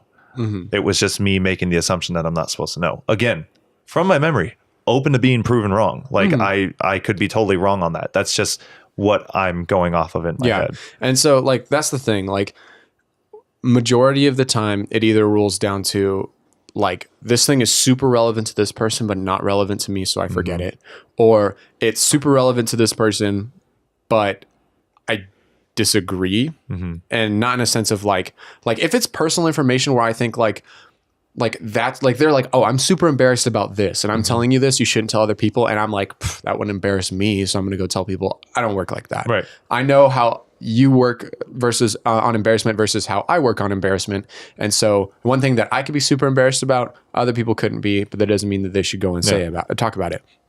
So the irrelevant points that people are like, oh, like, this is a secret, but blah, blah, blah, blah, blah, blah. I'm like, okay. Or even shit that I find out on my own that I shouldn't be telling other people. And again, I also want to stress that I think maybe I have done it before in the past. And see, that's the thing. The reason I'm not even trying to say I haven't is, and even though I can't think of specifics, I know I have. Right. I honestly, I can't think of specifics. I'm just saying there's a big possibility that I have. And the most important part that I was going to get at is if there is anybody out there that says that they haven't done something like that they're a fucking liar. Yeah. Because everybody has like you're a human being. Dude. Yeah, exactly. And everybody has those people very close to them that they view as informational dead ends Yeah. where I can tell you this Yes. and the street is a dead end. It doesn't go anywhere else. Yeah. Like I have a select few people like you or Joel or Danny where I know that I can tell them something because it's an inner battle that I'm having now that I've been given new information, Right. and it's completely irrelevant to them. So they don't feel any need to go and spread it because they're like, I don't give a fuck about this, or I don't Yeah, even it know doesn't that pertain to person. your life at all. Who am I going to go tell I'm just this talking to? about like Yes. extremely fucking heavy things. And that's the thing; those are so goddamn rare. Yeah. that those you treat seriously. I mean, I fucking just heavy things more so in like the past 6 months that I've been told, where it was just like, okay, there's some danger here.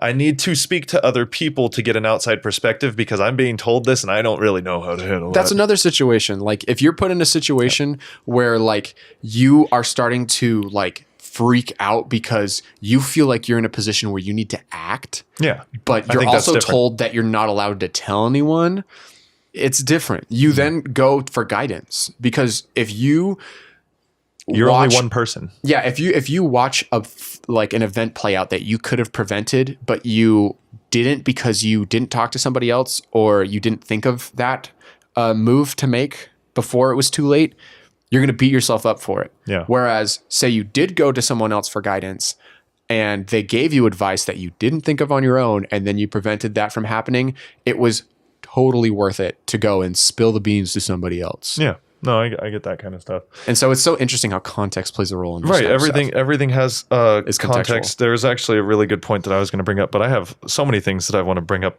about Alex with like her sitting here listening to all of this.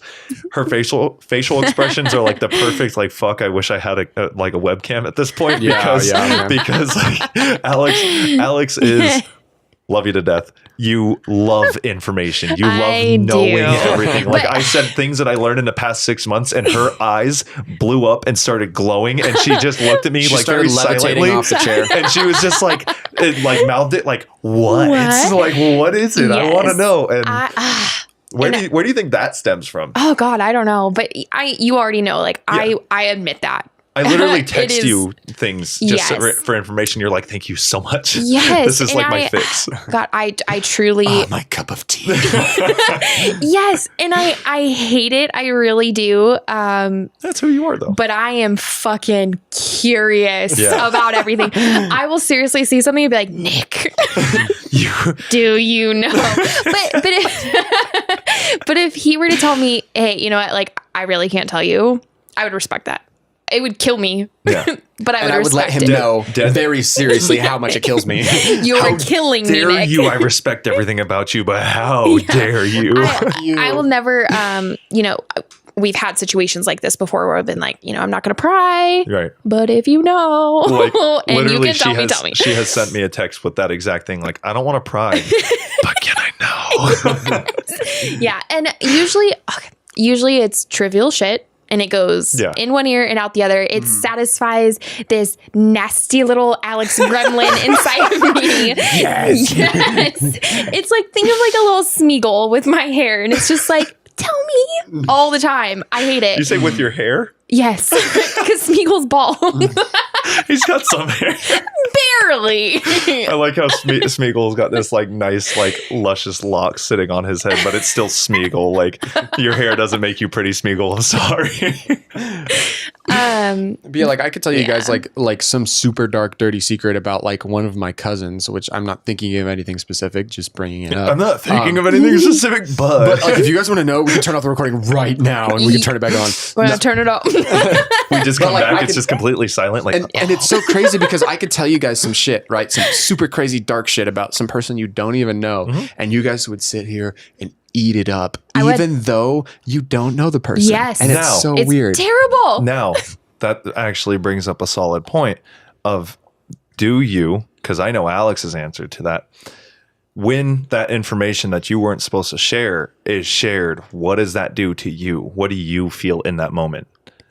Like, do you feel like a disappointment in yourself? Fuck Do no. you- It's all context. Because there's True. definitely, Yeah. like I I said, mean, it is there's things context, that you sure. there's things you shouldn't share. Yeah. Especially if it doesn't involve you. It's not your story to tell. It's not your, even if it fills someone's little dirty Smeagol cup. Dirty Smeagol cup. Dirty Smeagol cup. It's just That's the episode name. it's not something you should share. And I feel like as long as you have a healthy, I don't think that's okay to say, but if you have a healthy balance of that, like, or at least a healthy respect of that. Yeah. So if you know it's not going to affect that person, you know, it's been some time or whatever, or it'll never get back to those people, and you know who you're talking to. It's a fairly safe place. And that's like I where said, like all the details come out. Yeah. When you know Yes. yeah. But we probably all have a friend in which the other two people share no mutuals with. And we could sit here and give gruesome details about their life and it would never affect them. Oh, should I Yeah. take that back? I did share something once. It just said, there it is. I Yes. told you I was open It's to it. I was totally- literally this whole time, like, Yeah. I am listening, but I was like staring this way. I was like, scanning. And then I was like, oh, I remember that shitty feeling. There I it accidentally said something is. and said out loud, fuck, I didn't need Yeah. to say that. God damn it. Yeah. I feel like we've all had that, but there's definitely some amazing stories that aren't ours. But you it wouldn't like harm hearing- it wouldn't harm that person. Exactly. Especially if you yourself have no connection with that person. Yeah. Man, I have some shit from Arizona. But it's stuff that Nick's thinking of like the two Flagstaff, Arizona listeners we have. Like, And then the few people that are going to be like, oh, Alex is on. I wonder what she said. oh no. But you know, it's stuff that would never, I mean, honestly, who am I to say though? Maybe it would harm them. I don't know. I Yeah. feel like there's well, this is the thing. fuck, you don't know. If I we have work like to this, pee. so if we work like this as humans, right? That means other people work like this as well. Yes. Also leads you to come to the conclusion that you have shared a secret with somebody that that they swore up and down they'd never tell, that they have told other people. Yeah. And yet you sit here completely unaware and completely unaffected by it. Do you hold it against them? No. Like- Even though they broke that Yeah. little boundary. I mean, it's And- not affecting you. Exactly. And so you only really care if it affects you, which is Yeah. insane because like you could tell me a secret, right? And then I could go to like Australia and stand in a coliseum full of people and just spill every detail about the thing you said, drop the mic and come back to America, and you could live the rest of your life without ever fucking knowing that Yeah. happened or ever fucking being affected by it at all. And it's so fucking weird because It is. it's like It's super weird. it's like it's almost as if when someone says don't tell anyone about this, there's a little asterisk next to it, and then there's fine print at the bottom that says don't tell anyone I know about this. Yeah. I totally agree. Yeah. And I feel like the people that are going to disagree really think about it. No, they probably Really probably think are about dealing it. with like absolute crushing fear of their secrets getting out. Yeah. And if that's the case, which I Let us know. Yeah. And like I said, I can only speak for myself, and I feel there's people that know some shit about me for sure. And I am sure they have shared it. It's not affecting me. Like I don't care. It doesn't have anything to do with me anymore. They're just sharing some weird story. because they want to fill someone else's dirty Smeagol cup. Yes. So I'm gonna hit Please. I'm gonna hit Nick with the same question now that he's back. He's in the kitchen, so he won't pick up as well. But yeah, A martyr is somebody. What is a martyr again? a martyr is someone who like died and became a legend after because of their tragic death. So would you say that I was? What I'm trying to say is I wasn't trying to act. Hold on. Yeah. Let me Do your little hippity hop over to your mic. So I wasn't trying to act, and I want to be very clear on this. Like, oh, I've never done that. I literally was trying to figure out if I had done that because what was going through my head was the things that I haven't done that with.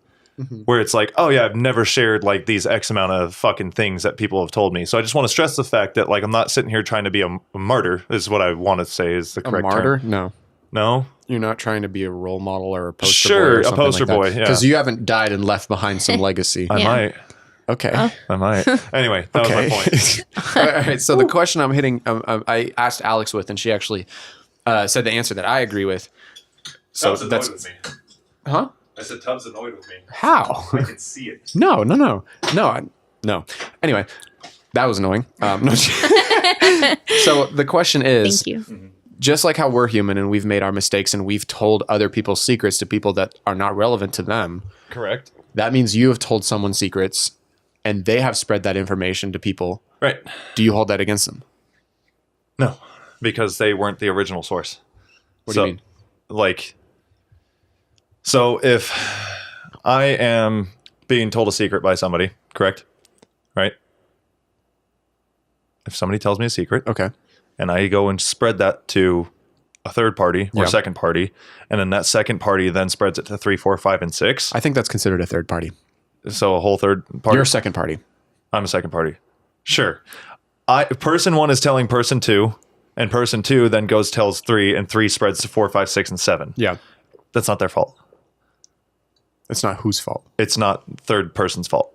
It's not you confided in them, but because you told them like this shouldn't be shared, you were literally Breaking the rule as you're telling them the rule. correct. So really, you're canceling that shit out, and because you weren't told from because number 3 wasn't told firsthand from number 1.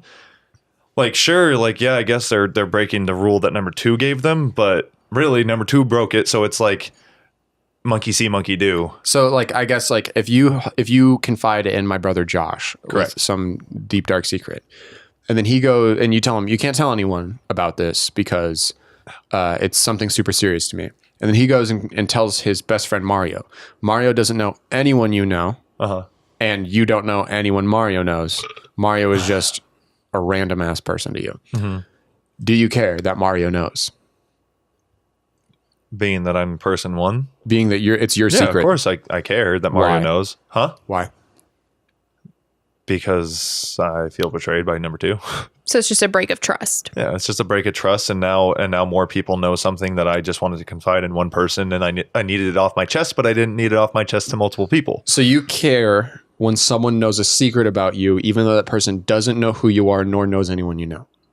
Yes, Why? because it just bothers me. I don't like people knowing information that I didn't want spread.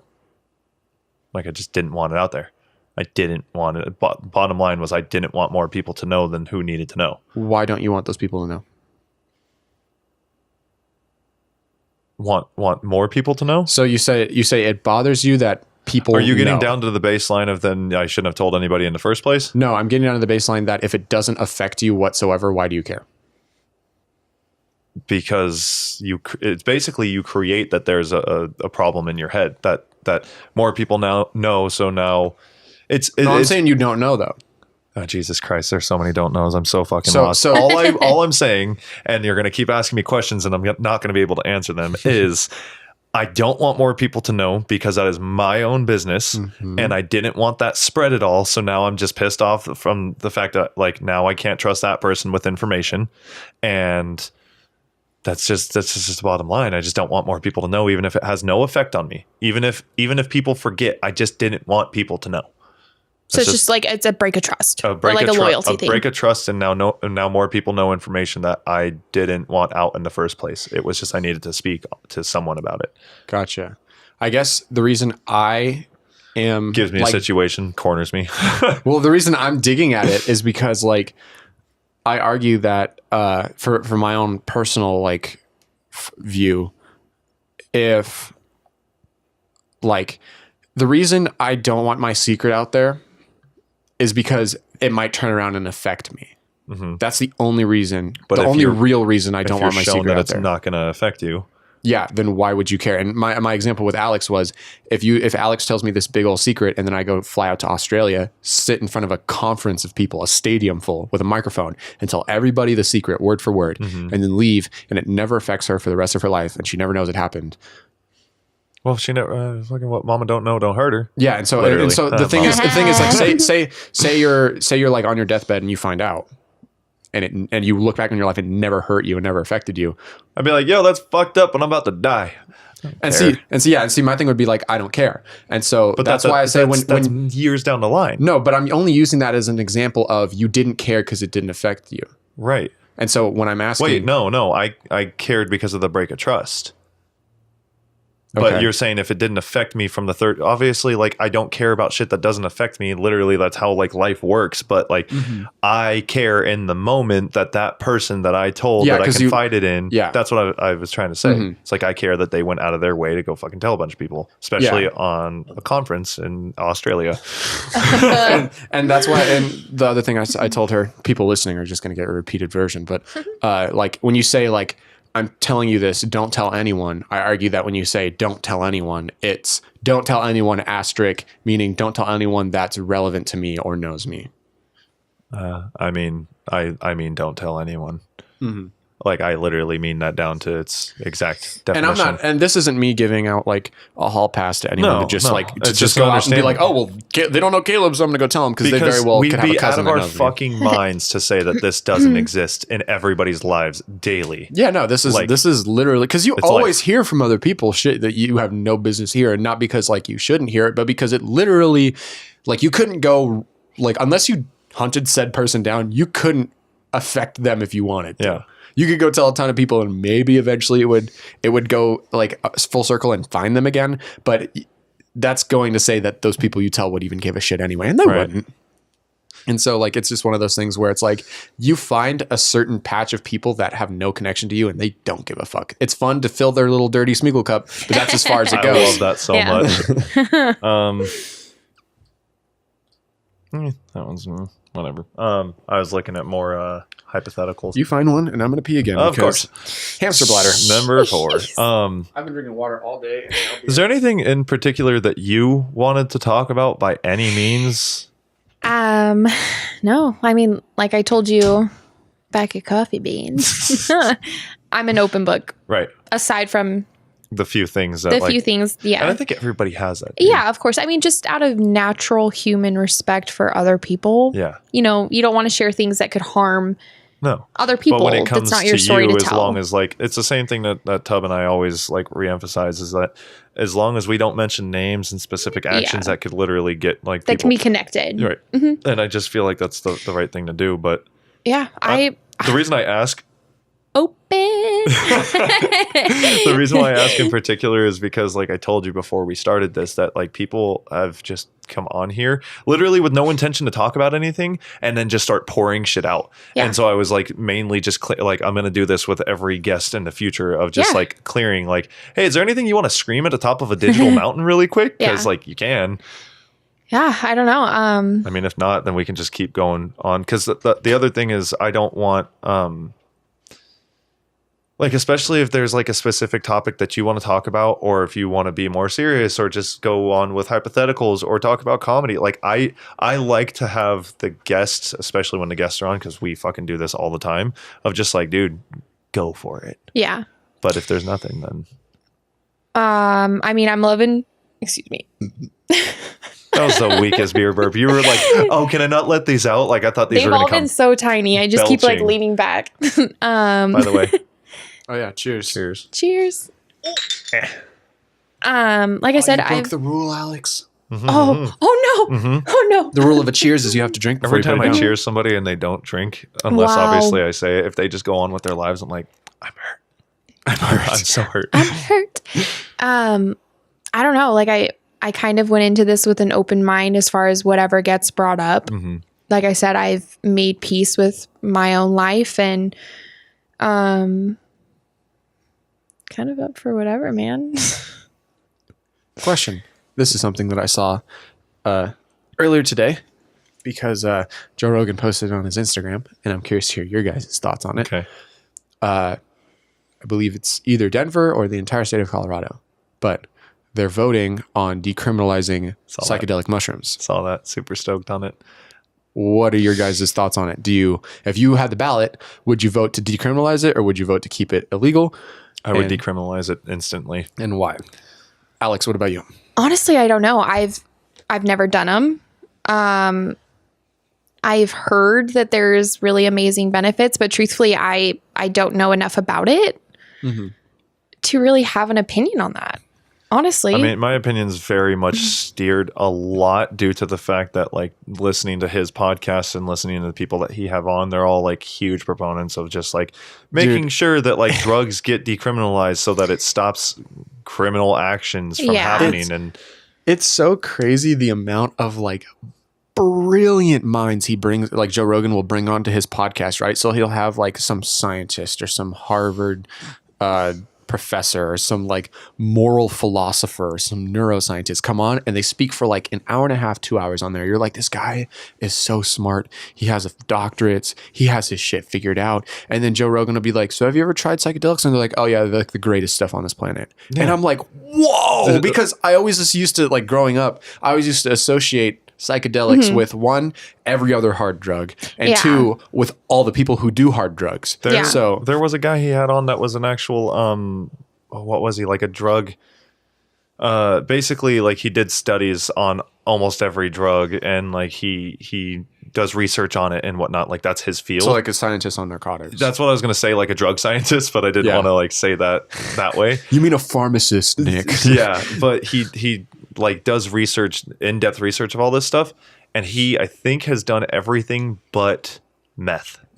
He's done heroin, he's done he's done shrooms, he's literally done it all because he wants to know firsthand what happens. And he is one of the most successful, like peer-reviewed fucking people in his field. And I'm like, that's so sick, dude. It is, dude. Like, I would love to hear that episode. It's really good. I'll I mean, I can find it if you remind me. Yeah, I'll definitely shoot you a text. He is he did one with Jonathan Haidt.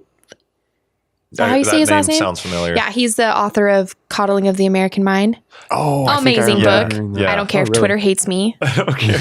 Y'all some pussies. Y'all some pussies. What's the book? Because I feel like I listen Coddling to some. of the American Mind. Yes. He has a couple books, like Happiness Hypothesis, I think. I haven't read that one. But he's brilliant, in my opinion. But as far as the psychedelics go, like I said, I'm not against it. I don't know anything about it. I honestly have friends that have obviously enjoyed it. And I've heard things here and there, but I'm definitely someone that I want to do my own type of research. I don't want to just take something off of Facebook or Twitter, or, whatever. Right. Any type of toxic platform. Yeah, exactly. I would rather look into it myself. Especially with something like that, where we're talking about laws and things like that. If I'm not educated in that area, and like I said, I know nothing of shrooms, truthfully. I know that sounds ridiculous because, I mean, like... No, I mean, a lot of I think the majority of people don't know shit about it. I don't know jack shit. I don't know anything about it. So I'm not going to say I'm gung-ho for them decriminalizing it, but I'm also not against it. Right. I don't know anything about it. It's kind of one of those things where you're like, it doesn't affect me, so I don't give a fuck. Yes, right. I don't know anything about it. So we brought up something on a previous episode where we were like curious about it and we didn't have an answer. Your boy Francisco comes up to me with the answer to this thing. Okay. I forget what it's called. It starts off, it's like statute of something, and I forget. Francisco, our guest from 2, 3. He was our second guest. Yeah.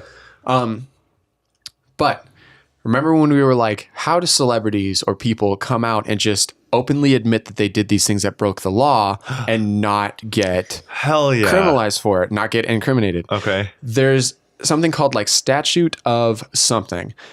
I can't remember the name, so fuck Caleb, but basically each law also has a set amount of time on it to where you can incriminate yourself, and then after that you can admit it. No shit. Yeah, and then you are totally scot-free. That's amazing. So there have been people who have gone and committed robbery and then gone into hiding forever, however many years they need to go into hiding for, and then they can come back and be like, yeah, I fucking did it, but you can't do shit about it because it's a closed case. Amelia, we just figured out how I'm paying for your college. I love you so much. Mama will be back in 18 years. But it's one of those things, and there are obviously ones like murder that never go closed. Like there are the ones that are like really bad that like stay open, and you can constantly get, and like there are dudes that are like 80 years old. They get like arrested for murder because a cold case got reopened and they got DNA out of it. Right. And like you can't get away from that. But like drugs or speeding or little shit like that, you just go like, oh yeah, back when I was 18, I did shrooms. If it's past the whatever amount of time it takes for it to be still considered an open case, once that shit's done, you don't get in trouble for it. That's how Joe Rogan talks about it. That's how Joe Rogan talks about it. That's good to know. Yeah. Wow, that's really good to know. Yeah, so you literally can go speed. Go break the law. Yeah, there are things like speeding, which I would assume, I don't know, so don't quote me on it, but I would assume stuff like speeding is almost instantaneous. Like as soon as you're done speeding and you're off the freeway and you're out of your car, you can go up to a cop and be like, "Bro, I was going 120 back there and you did not see me," and he can't do shit about it because that's how the rule works. Hey guys, don't go and do that because you never know what that cop is gonna do. Yeah, but regardless, like that's how it works. So that's how these celebrities can come out and be like, yeah, like I attempted to like rob this person, or I did some really awful shit. I used to street race. I used to do drugs. I used to, do all this stuff, and they don't get like cuffed on air because. Why do I feel like something about statute of limitation? Does that have anything to do with it? I don't know. I'm gonna Google That sounds it. really familiar. Sounds really familiar. Like you said stat, and I was like, Of limitations. Yeah, of limitations. That's really good to know, actually. Statute of limitation is a statute prescribing a period of limitation for bringing a certain kinds of legal action. I believe it's statute of limitation. Yeah. So it says.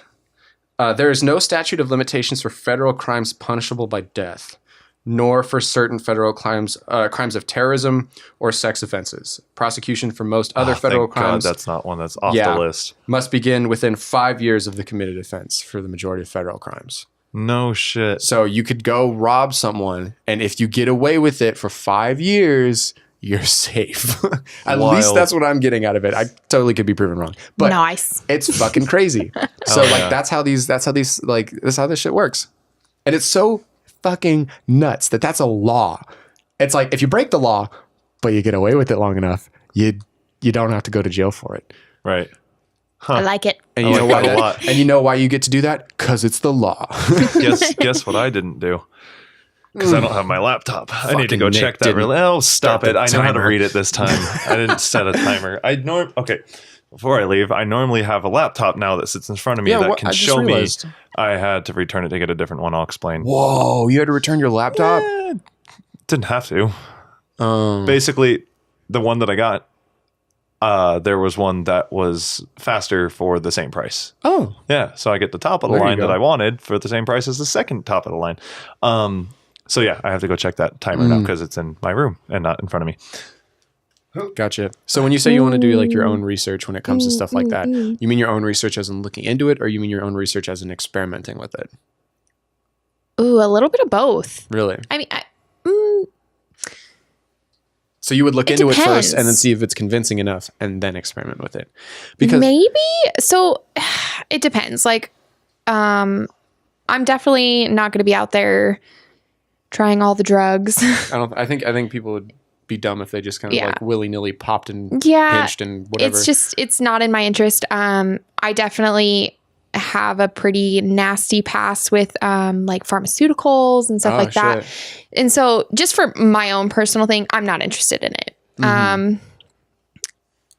I'm also not going to shut it down and be like, I will never try shrooms. Yeah, it's one of those things. I will never try shrooms. It's a never say never thing because who knows? We literally could be like enjoying life 10 years from now where you could walk into a store and buy a pack of shrooms and trip for a weekend. Like, I have no idea what I would do. But as far as research goes, I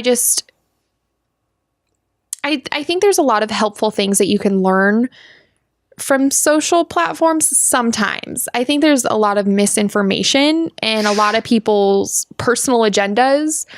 And so I would just rather look into it myself. And kind of form my own opinion on that. I don't want to see a bunch of people on whatever platform, like this time I did shrooms and this helped me with this and et cetera, et cetera. And I think that's great. I'm not shooting that down entirely, but like I said, I would like to look into it more myself and form my own opinion. And that is so like wise and for some fucking reason uncommon. Yeah. Like you're on AKA my social media break was dope. Oh shit. Okay, cool. I totally fucking forgot about that. I've been asking you, like, is there specific things? The fucking biggest thing that I wanted to talk to you about was your social media break. Because I talked on the podcast a couple times about that, just like about you doing that in general and how fucking crazy that is, like in a good way. Like how, like, different you felt from it. How long was it? Almost a month. So, Okay. Social I media, kinda period, cheated. not Yeah, just yeah. one thing. yeah, period. I did pop in when we got a puppy. Right. Understandable. I had to Totally share. fair. Dude, I've been posting my Our puppy up puppy. on social media. I showed her. Literally, So like, cute. dude, I put it on my Instagram story because I never do Instagram stories. Like 13 messages later, I was like, Yeah. fuck. Yeah, I People posted love a your dog. dog, and people were like, "Do you care if I mention the dog at all?" No, I don't care. Okay, like you got a corgi, Yeah, a little corgi puppy. little corgi puppy. With one straight Not- ear and one floppy ear, and I promise, And Alex, we will get People back were to you. hitting me up, and they were like, "Send me more photos." Somebody asked, they were like, "Is it weird if I ask for like corgi butt pictures?" Because apparently corgi Oh, no, butts are like. corgi butts Corgi are like butts a thing. But Mhm. like, I thought that was so fucking weird. But I'm like, this is Caleb's dog that I posted. Dude, like, People are crazy about dogs, man. This Yeah. one chick hit me up and was like, I just want to let you know, like, I'm a certified dog walker on WAG. If you ever Oh feel like you my need anyone to walk your dog. Jesus. And I'm People like, and their doggos. dude, people love the It's puppies. a totally different breed. Speaking of that, I met some crazy lady at the dog park with my new puppy. It was weird. Dog people can be kind of weird. Are you I'm gonna not gonna lie. Yeah, she out like that lady now. I'm gonna out you. She spends 4 hours a day at the dog park. Wow. That's bananas. Okay. I love my doggos. I have a little cow and a new little German Shepherd. So you have a cow? I love that. I love when you He's say it. he's a tiny little dog that we rescued like 6 years ago. We call him Cow because he's like spotted like a cow. He Um, literally like that. has the same pattern as like Yeah, a No, we call him- I love that. We I call just- him Cow or little old Brit because he's a little old man, and I think he's British. What did Joel say? In I was that about to say that episode? wraps back all the way to Joel's episode. The ethnicity of the Of the dog, family yeah. when the dog's adopted is the ethnicity of the dog. dog. or pet. And then our new little member Bodie, he's a little sheppy. But yeah, she spends 4 hours at the dog park. She was like telling me all about his breed. We definitely rescued him too, so there's obviously that chance of he might not be what he is. I Right. guess I don't know. Oh, She was yeah. weird. She was like, He "Did a you get mutt." this?" Yeah. I mean, we were told we saw his mom. We're pretty sure he's entirely German and Dutch Shepherd, but we don't know. Yeah. But she was just telling me like, "Did you get this shot? Did you get this?" So he has little extra toes. They're called dew claws. He looks like he has little raptor feet. It's so cute. Oh yeah. They're totally harmless. But she was like, you should get those cut. They get snagged on things, just going on and on. I don't even know her. And it was just, you could tell she's one of those like that's the lady at the- crazy dog lady. She's like, I'm here like 4 hours every day. So Does I'm she sure wear a I'll visor? see you. Yes. Oh my god. Do you actually know who she's No, talking? that's just so No. stereotypical. Yeah. Ryan and I were cracking up about it for like 3 days. Does she have a jacket tied around her waist? No. God damn it. But yeah, so that was pretty wild. But I did break the social media break to post Bodie. But it was really great. And what's super awesome now is that I re-downloaded the apps and then I deleted them again because I just was like, I don't need them on my phone. If I want to check, I'll check the browser. Right. Ancient. And I was always skeptical about social media breaks. I mean, I've tried a few like when I was in high school and I was like, I'm not going to do this for a week, whatever. I didn't really see the benefit of it. And I kind of shared it with some of my close friends as some of the struggles that I was dealing with my own identity.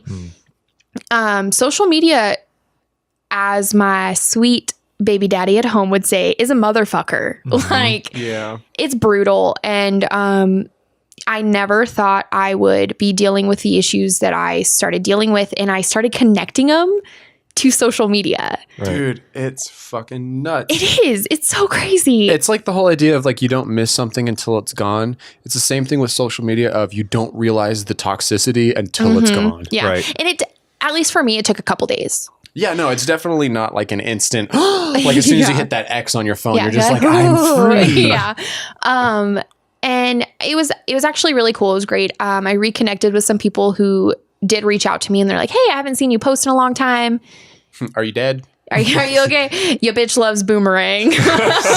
Like, so people are like, I haven't seen you in a while. Where's your boomerang? Yeah. That is true. And so it was cool. As I told Nick, I had genuine connections.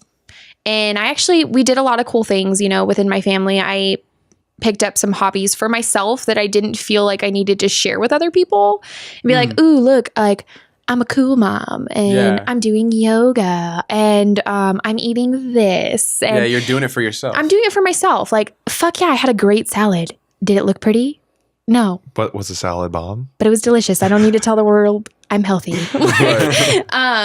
And you said at some point you were starting to compare yourself to like. Oh yeah. So I think that's where it got really bad for me. And I've had to clarify with people, like, just because I'm a mom, I mean, I'm still a fairly new mom. My daughter's a year and a half. I follow all kinds of people on Instagram. I follow people from high school to, I don't know, bloggers, influencers or whatever, moms and not moms. And so it was a hard transition. And it was more than the general idea of postpartum depression, I guess you could say. It was seeing a lot of people living lives through a screen that I wanted to live. And not taking a step to look at my life and being okay with my life. And, nothing against my daughter or Ryan or my life at all. I just was seeing what you see on Instagram. You're seeing really beautiful women with flat tummies. And I just had a 9-pound baby. Like all these crazy things. Was it FOMO? Yeah, a lot of it was actually. For those that don't, because I learned today that a lot of people don't know what that is. FOMO is fear of missing out. Yeah. Well, you said it on the last episode. Did I? Yeah. Okay. Well, if you didn't listen to that one. It was a lot of that too. It was just not feeling like I measured up to everybody else. Like I wasn't traveling, I wasn't doing this, I wasn't doing that. And I felt like I needed to keep filling these gaps. And then one day I was talking to Ryan about it and I'm like, I don't know who I am. He kind of sat me down and was like, hey, how come you're not doing this anymore? Like you were the girl that like took 5 minutes to get ready, like never brushed her hair, threw her Vans on, we'd skate all day or whatever it was we were doing. And now you're just this girl that's like constantly seeking something. Yeah. What is it? Like, who are you now? Because you don't seem like who you were. Right. And it was true. I was buying stupid shit, trying to find that balance between like, what's mom? How do I show people that I'm not just a mom?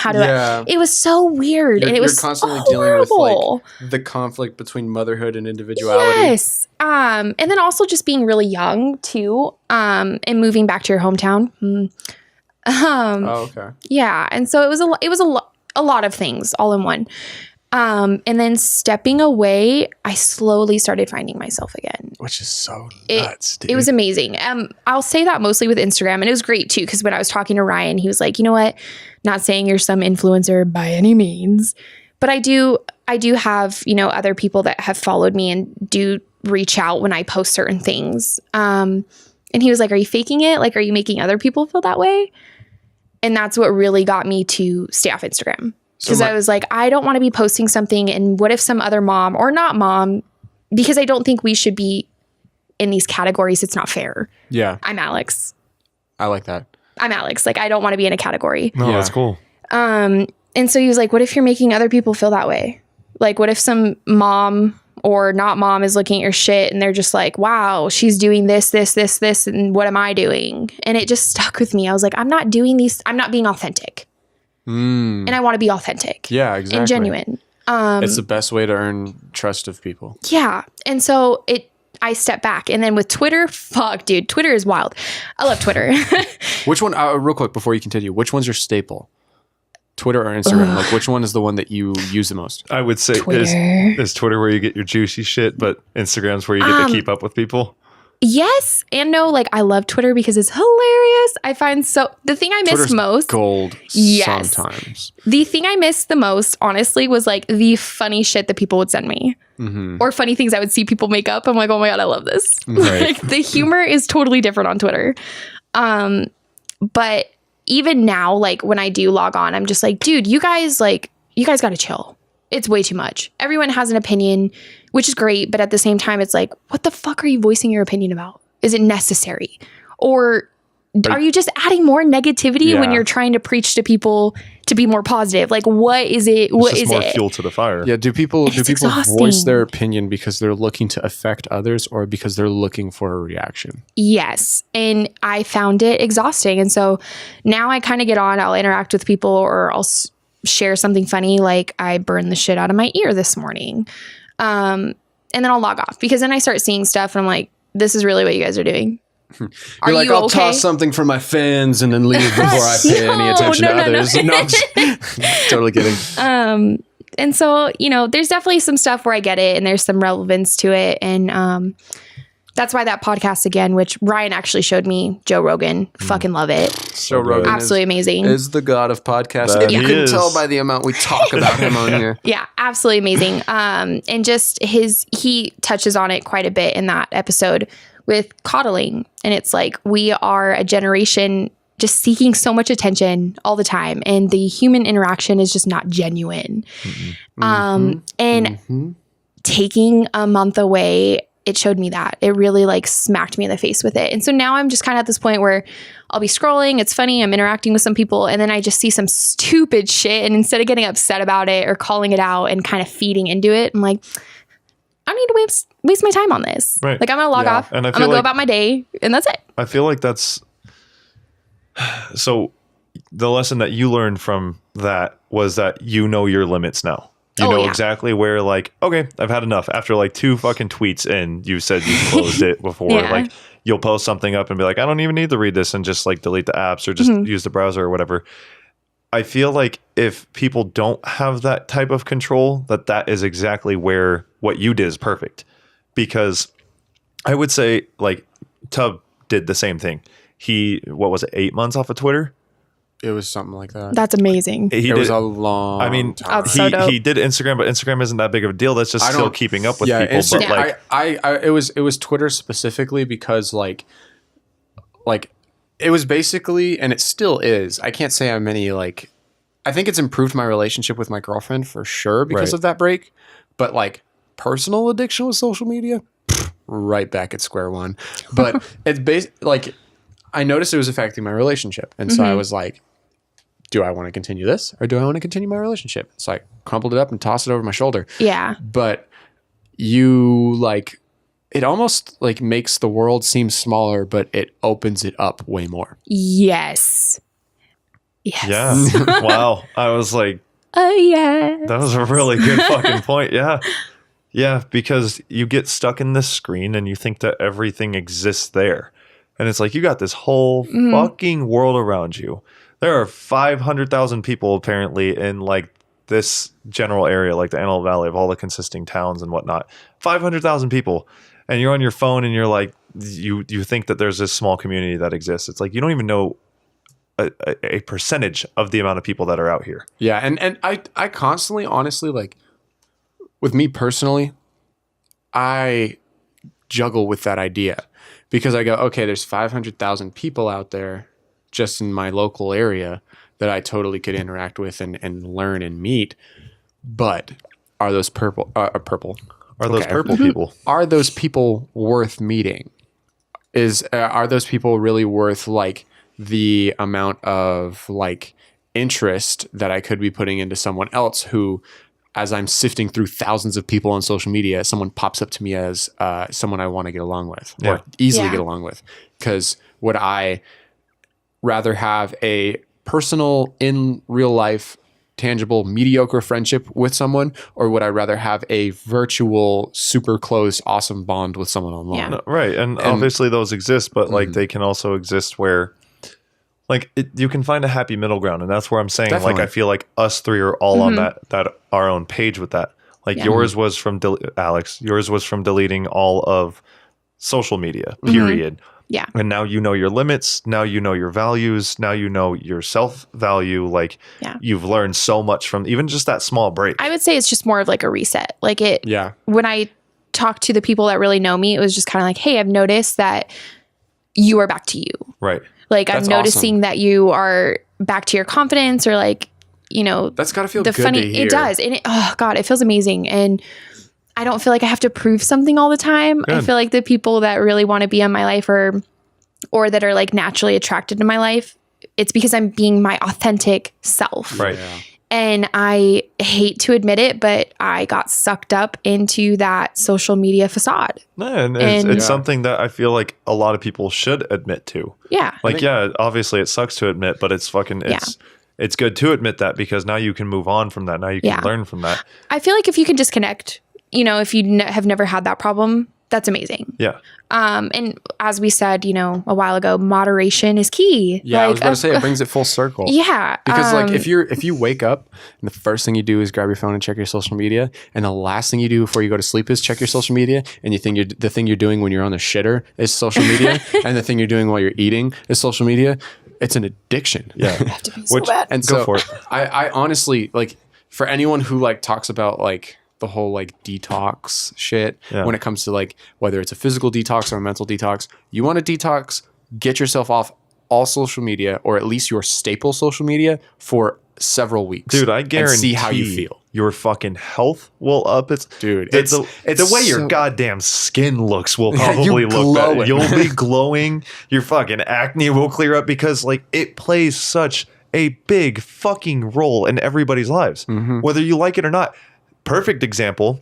I know someone, and I'm not going to out that person whatsoever, that deleted their Instagram and still goes on this Instagram account that no one knows exists.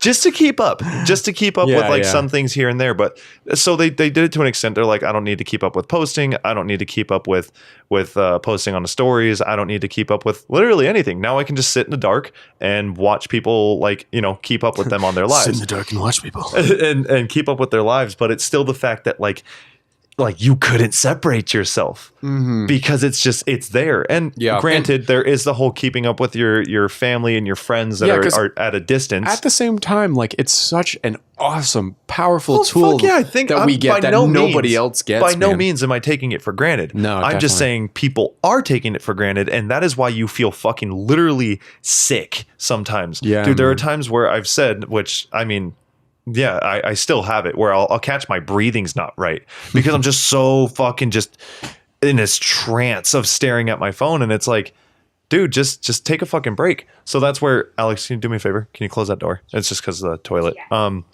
So it's just one of those things where it's like, I'll notice, and that's where I was going to get to a point of like Alex deleting hers and now realizes how much she needs to go on versus how much she doesn't need to go on. You have your balance. You said, I don't know. You said your addiction's full blown on it again, but No, yeah, I'm totally back to where I was. Okay, well, then never mind. I take back my point on that. But when you I- came back the first time, But I still hold on to the wisdom that I gained when I was away from it. That's the difference. do you feel like an urgency to get off when you know you've been on too long? Or do you just blindly No. Like, it's basically one of those things where it's like a time filler. Like, if you have any window of time where you literally would be sitting and staring at a wall if you didn't have your phone, you go on your phone. And so, like, I think thinking about it, like, I can work at my job and not be on my phone for hours and hours at a time. We can sit down and have this conversation. And I don't feel any urge to check Twitter or Instagram or anything like that. I actually turned off my notifications for Twitter entirely. Good. Because, like, I think Twitter specifically gives, and probably purposefully I'm probably going to pick up on that. gives a too many notifications. They do it on purpose so that you are spending more time on it. good point. But, like, I remember thinking, and now even though I get a little head buzz, just like how everyone does, of like that nice little red circle with a number on it of how many notifications you have. I remember when it was first implemented, everybody was like, why do I need this? I don't give a fuck about this. But it was when they first came out with notifications of someone liked your retweet or retweeted your retweet. It's like, how dumb is that shit? That is I really don't- fucking dumb. and when it first came out, people were like, that is the stupidest notification I could ever see. I don't give a fuck about what other people retweeted of shit that's not even mine. Right. And yet you sit here and you'll retweet something and then you'll see that 10 other people favorited it and be like, I put you all onto that tweet. Yes. That was Yeah, me. that's I'm a the solid- source. Look at me. I'm finding the good ones, showing you the nuggets. And Showing you the nuggets. when in reality, like, it shouldn't fucking matter. Yeah. And so I have my notifications off because if I see that nice little plump red circle on the Twitter app with a 1 on it, I'll be like, oh, what is that? And all I'm going to see is one person favorited one tweet that I retweeted. The most irrelevant notification I could ever have. But you're like, actually, I gotta find out. I think I'm genuinely going to turn it off because I love having I was them off. actually going to turn off the notifications for our Instagram, but that turns it off to you too, our podcast Instagram. So I've been meaning to ask you about that. What would you think about that? Because I get them and I don't want them. I've turned off my notifications. You can on turn everything off else the notifications for the app and it doesn't affect me. for the whole. Yeah. I can't. But that's the thing is like I turn off certain key points because I still have to leave the messages on for the photography account. So it's like I can't completely turn them off. I guess it really wouldn't matter because I can just always get back to them whenever I want. It's just having that notification thing that fucking literally draws you in, dude. No, it literally sits there like you could look at your phone screen and your eyes immediately pick up the nice little circles. That cocaine you wanted? Yeah.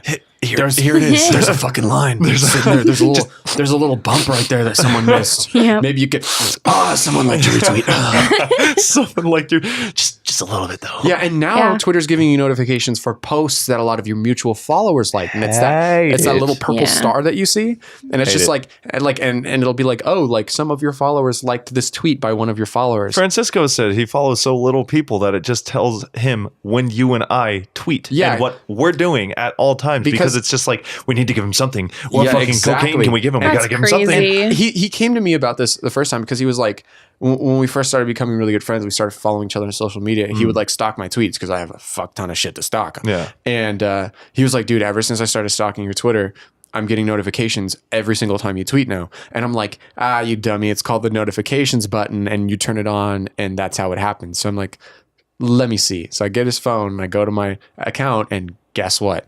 The notifications is not on. He doesn't have them on, but he still gets them anyway. Spoon feed it to you, and if you don't want it, they're gonna jam that fucking spoon in your mouth. And so like That's so gnarly. yeah, and so it and the funny thing is it just plays a role with the dopamine in your brain. So that's what you're addicted to. You're not addicted to the actual notification. You're addicted to the feeling that the notification gives you. Yeah. And boy, let me tell you, when it comes to that little dopamine shot you get from like 5 to 6 people like favoriting one of your tweets, when you go viral, it is like the biggest syringe of heroin into your fucking veins. Oh, I would imagine. It's fucking like, viral fiend. You sit there and you watch like dozens and hundreds and thousands of people who are strangers to you all go, hey, I like this. And you go, ooh, and you love it. And You've gone viral 6 or 7 times. What do you consider viral? A fucking 1,000. Well, tens of thousands is viral. Tens of thousands? I mean, you fucking it's a handful hold of the fuck up. So Caleb really owns quick, Twitter. and then and then I'll get back I'm to. honored he follows me. We actually have been friends on Twitter for a long ass time. Long. Do you remember when you and a couple of your friends came over to my house and we had a bonfire in my backyard? Yes, that buddy. was before Nick and I were even friends. I know. So you must have been like fucking 14. He was a BB. It was when we were young. Yeah, and we used to text when it was your email, right? Wasn't it? Oh my god, because I had an iPod. Yes. So I couldn't text people when with you my sent phone. me, you were like, "Here, this is how we can my text." iPod. Let me talk to you. I got iMessage. I wasn't a green bubble. That's all I gave a fuck about. No, I love it. That's so amazing. What were you going to bring up? The fucking video. Okay, so the whole like whoa thing. Yeah, you hit that the everybody whoa. does. You hit the whoa. The guy in his classroom who threw up his phone in the air and hit the whoa, how sick it looked. You literally put a reply of you doing it below his, and that shit has what, over 1,000? No. Over 1,000 likes. No. I'm pretty it's sure. like 700 likes. It's fucking close to 1,000. Only 700 likes. When I have $700, I have $1,000. So that's how I like to. Oh my god. That's why I'm broke. No. Yeah, that's why you're broke. But that's you know how Twitter works. Mm-hmm. That's why I called you a viral fiend. Like, you know how you can literally fucking sneeze and shit will just happen on Twitter for you. Well, Yeah. like It's obnoxious. well, like, because when you spend enough time on Twitter, you know how the fucking culture works. And so I like saw his video of this dude tossing his phone up. If I copy him. Well, I was like, that's fucking dope as fuck. And I know that shit was hard to do. So let me try it, right? my mom is sitting from the den watching me in the living room on the couch, toss up my phone and go, fuck. Like, like I'm not even kidding, like 30 to 40 times. Like, because it was so fucking hard to do, because anyone can toss their phone up and catch it. But to toss your phone up to where the back camera is facing you the entire time it's in the air and then catch it, because you could toss it and it could just tilt just a little bit and suddenly it's looking at the wall. Yeah. Because if you toss it regularly, it like fucking flips and spins a shit ton and it's just blurry. To perfectly toss it was so fucking hard to do. The most annoying thing about it, and when I say annoying, I mean it's great, is the fact that you fucking made a perfect loop. I didn't even realize. Okay, I'll get to that. But like, I tossed it up and I got it, and I was like, "Oh, sick!" And so I have this video where I'm like, "I fucking love this. Like, this is so dope. This guy's idea, if it was even his idea, was fucking cool." And so I was like, "I want to post this up." And then I thought, do I want to post it as my own tweet and then act like I made it up? And I hate people who do that shit. So that's not even something that I would do. So I would either have to post it up and be like, hey, this guy came up with this great idea and I just wanted to do it myself. Or I post it underneath this tweet that has a couple hundred favorites that I know is going to go viral, and then put mine there and let like attention go to my tweet while his tweet goes viral. I'm basically riding the coattails. So I was like, easy. Put it under there. I was like, oh, did it as tribute, which I did. And watched as his shit blew up, and mine was like the first reply that people saw. Of course. And so it's like one of those things, like, how Twitter works. How Twitter works. I called one of my viral tweets. I don't know if you knew about that. I think so. But the McDonald's one. Oh, yeah. Yeah. I crafted this tweet. Do you know about that McDonald's tweet? No, I know about his SpongeBob. Oh, that's the That's the tweet I will tweet. never live down. Right. Twitter for dummies over here, y'all. Twitter for dummies. But like I wanted to win this contest where I could go meet the Rockies and like go on the field with them and everything. Oh. They're in Denver, Colorado. Yes, I know what you're talking about now. Yeah, and so I wanted to win this contest, and you had to get 3,333 retweets.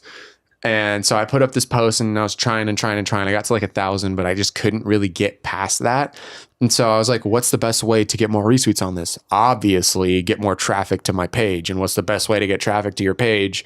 Go viral. And so I'm sitting here in my math class, which I should be paying attention to, crafting this viral tweet. And I'm like, okay, what's popping on Twitter right now? And they're like, okay, they're doing poems, but they're doing poems to where it ends in a picture.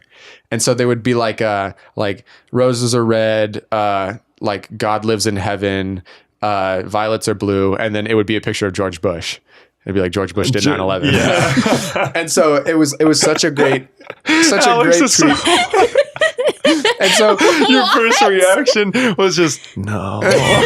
And then I was like, okay, but I don't want to just sit here. I can't think of anything off the top of my head. So it's a topic on Twitter that's trending. And at the time, just like how it always is, the topic of McDonald's ice cream machines being broken. Yeah. Always trending. That's like always one of the big like jokes that Twitter loves to make. So I was like, okay, I'm just going to combine the two, make an easy tweet that's super stupid and relatable and go viral. And so I put roses are red, Obama is well spoken. I'm sorry, sir.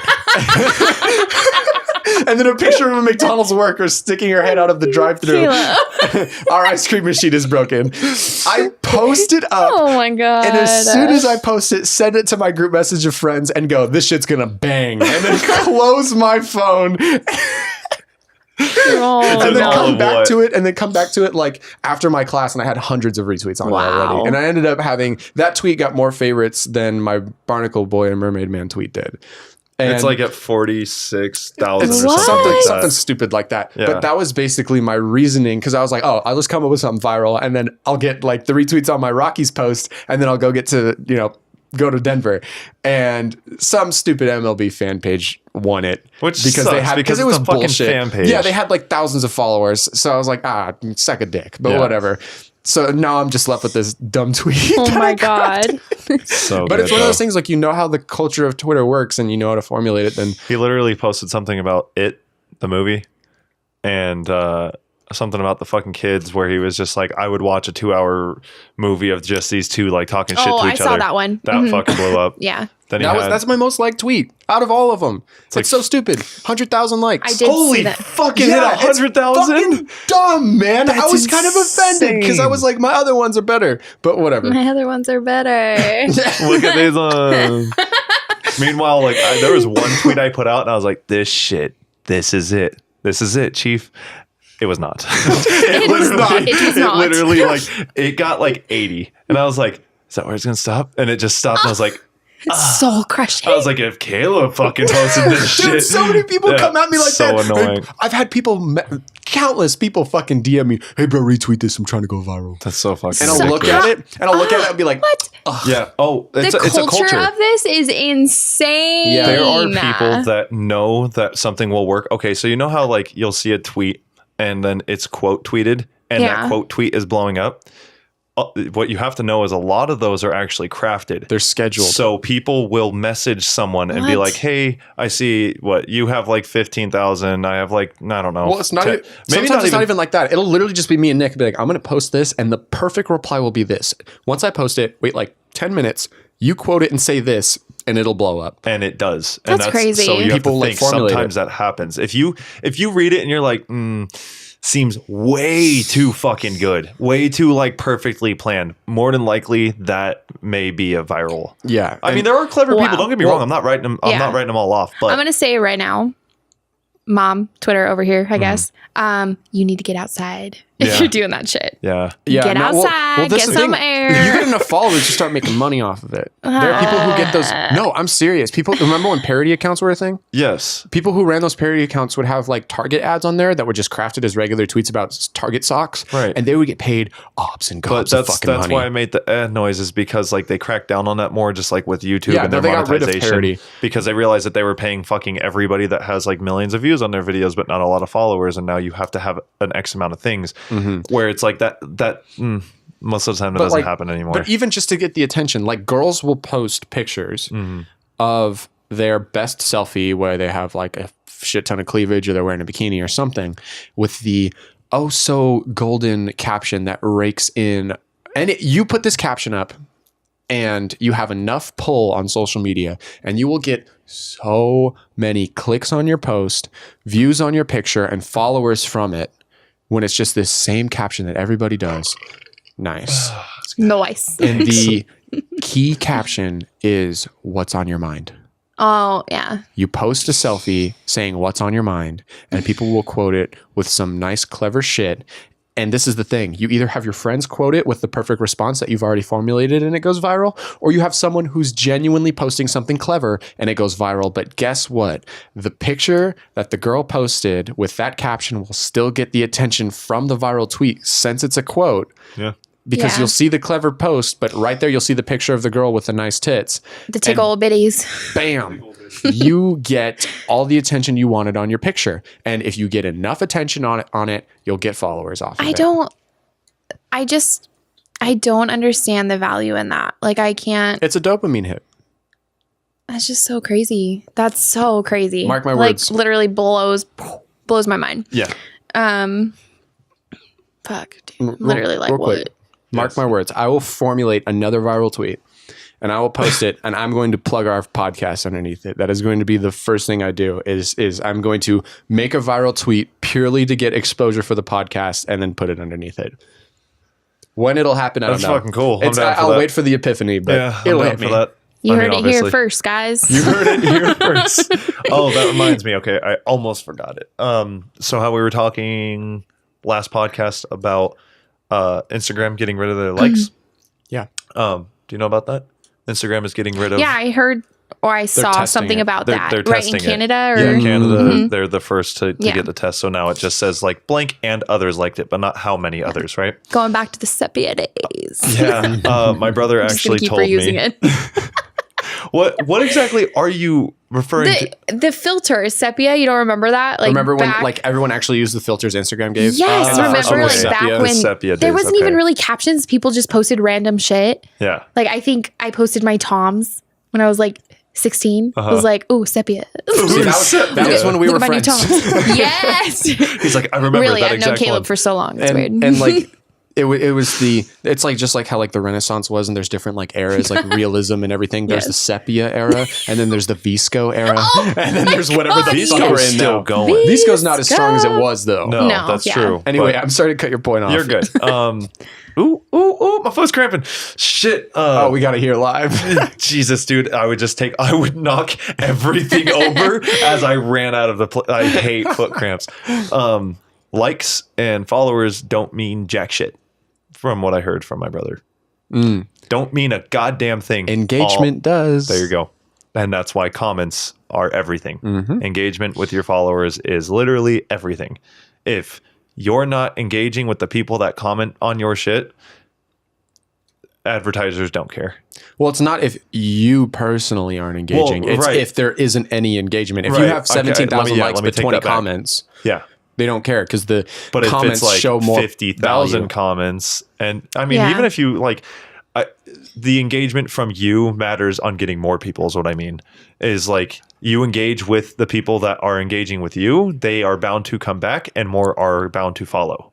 Exactly. So it's like, that's where I always make a point of it, like on YouTube videos that I have up and videos that are like 2 years old and they're just like, hey, this is really dope, blah, blah. I will reply back on an account that I don't even use anymore, which eventually I will, but it's on the covers. Like the covers still get fucking comments from people like, dude, this is dope. Like you should get back into it. I'm like, oh, I will eventually. I just haven't had time. I wish that Instagram and Twitter would show you whether or not, or not just whether or not, but how many times your post has been sent as a DM to somebody else. Ooh, I don't know if I'd like that. Because imagine you just post something and you're just like you're like, you know, I've just been really sad lately, and it was like this was sent to somebody. Because you and I have done that where like we'll share a tweet with each other and we're like, what the fuck are they even We talking literally about? did that today. Yeah. This one girl posted.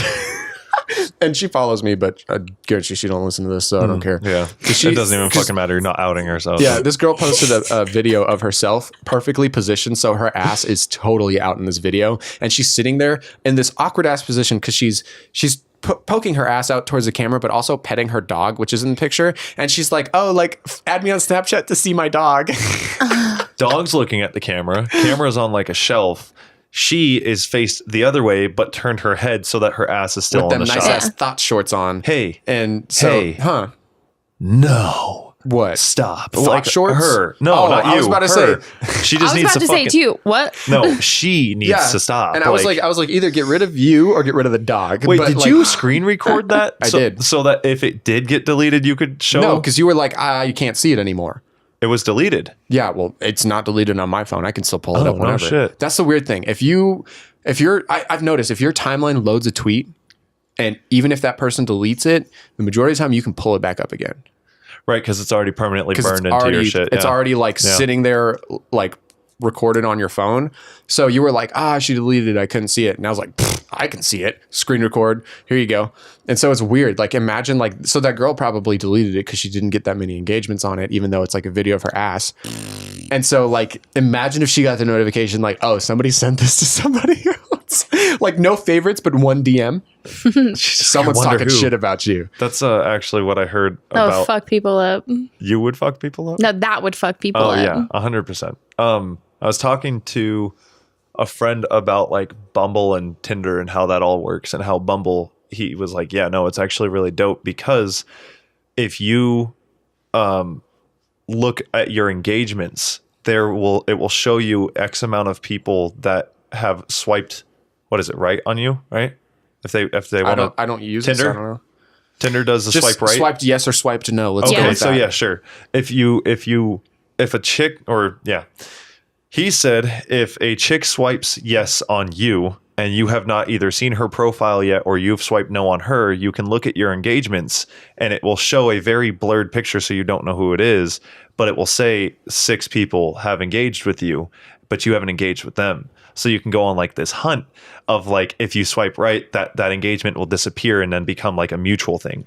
So it's just cool. Like what we were talking about, how like that DM thing, except with Bumble, you can create it like a game. They should make it so like if somebody swiped yes on you, Yeah.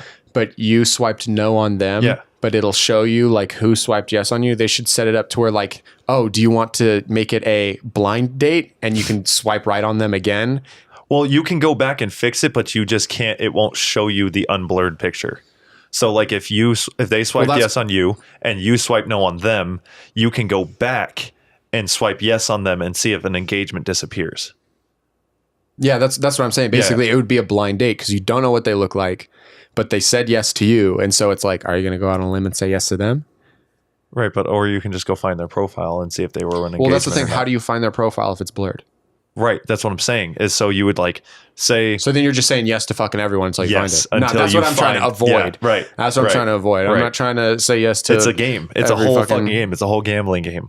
I was like, that's interesting. Yeah, I thought that was kind of cool. Just as a heads up, guys, we are at about 2:12.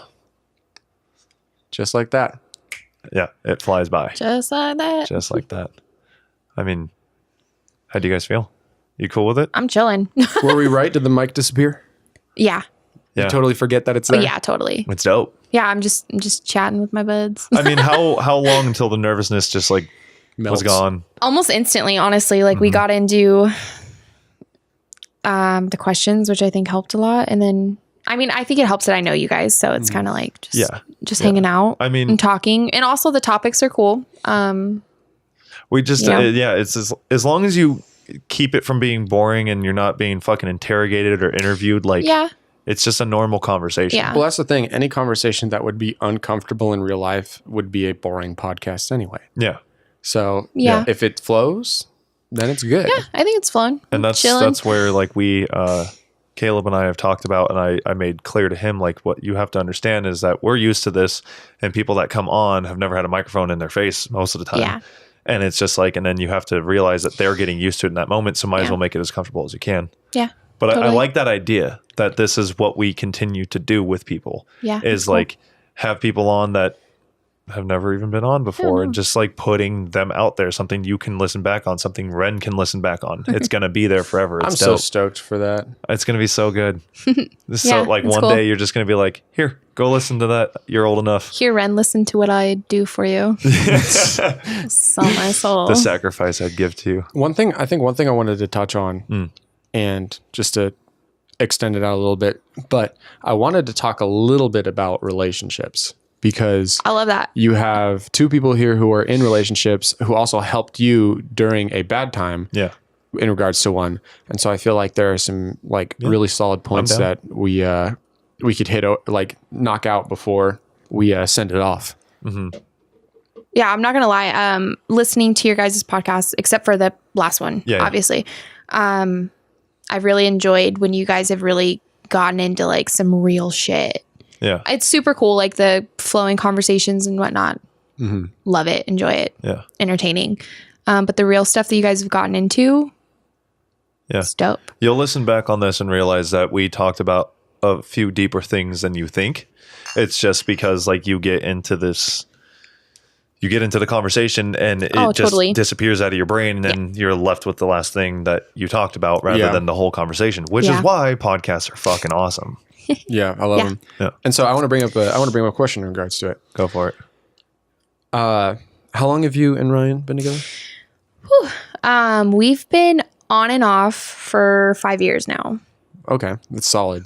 Yeah. And so my question is, and I'll give my own take after I pee again, because me. Jesus Christ. Yeah.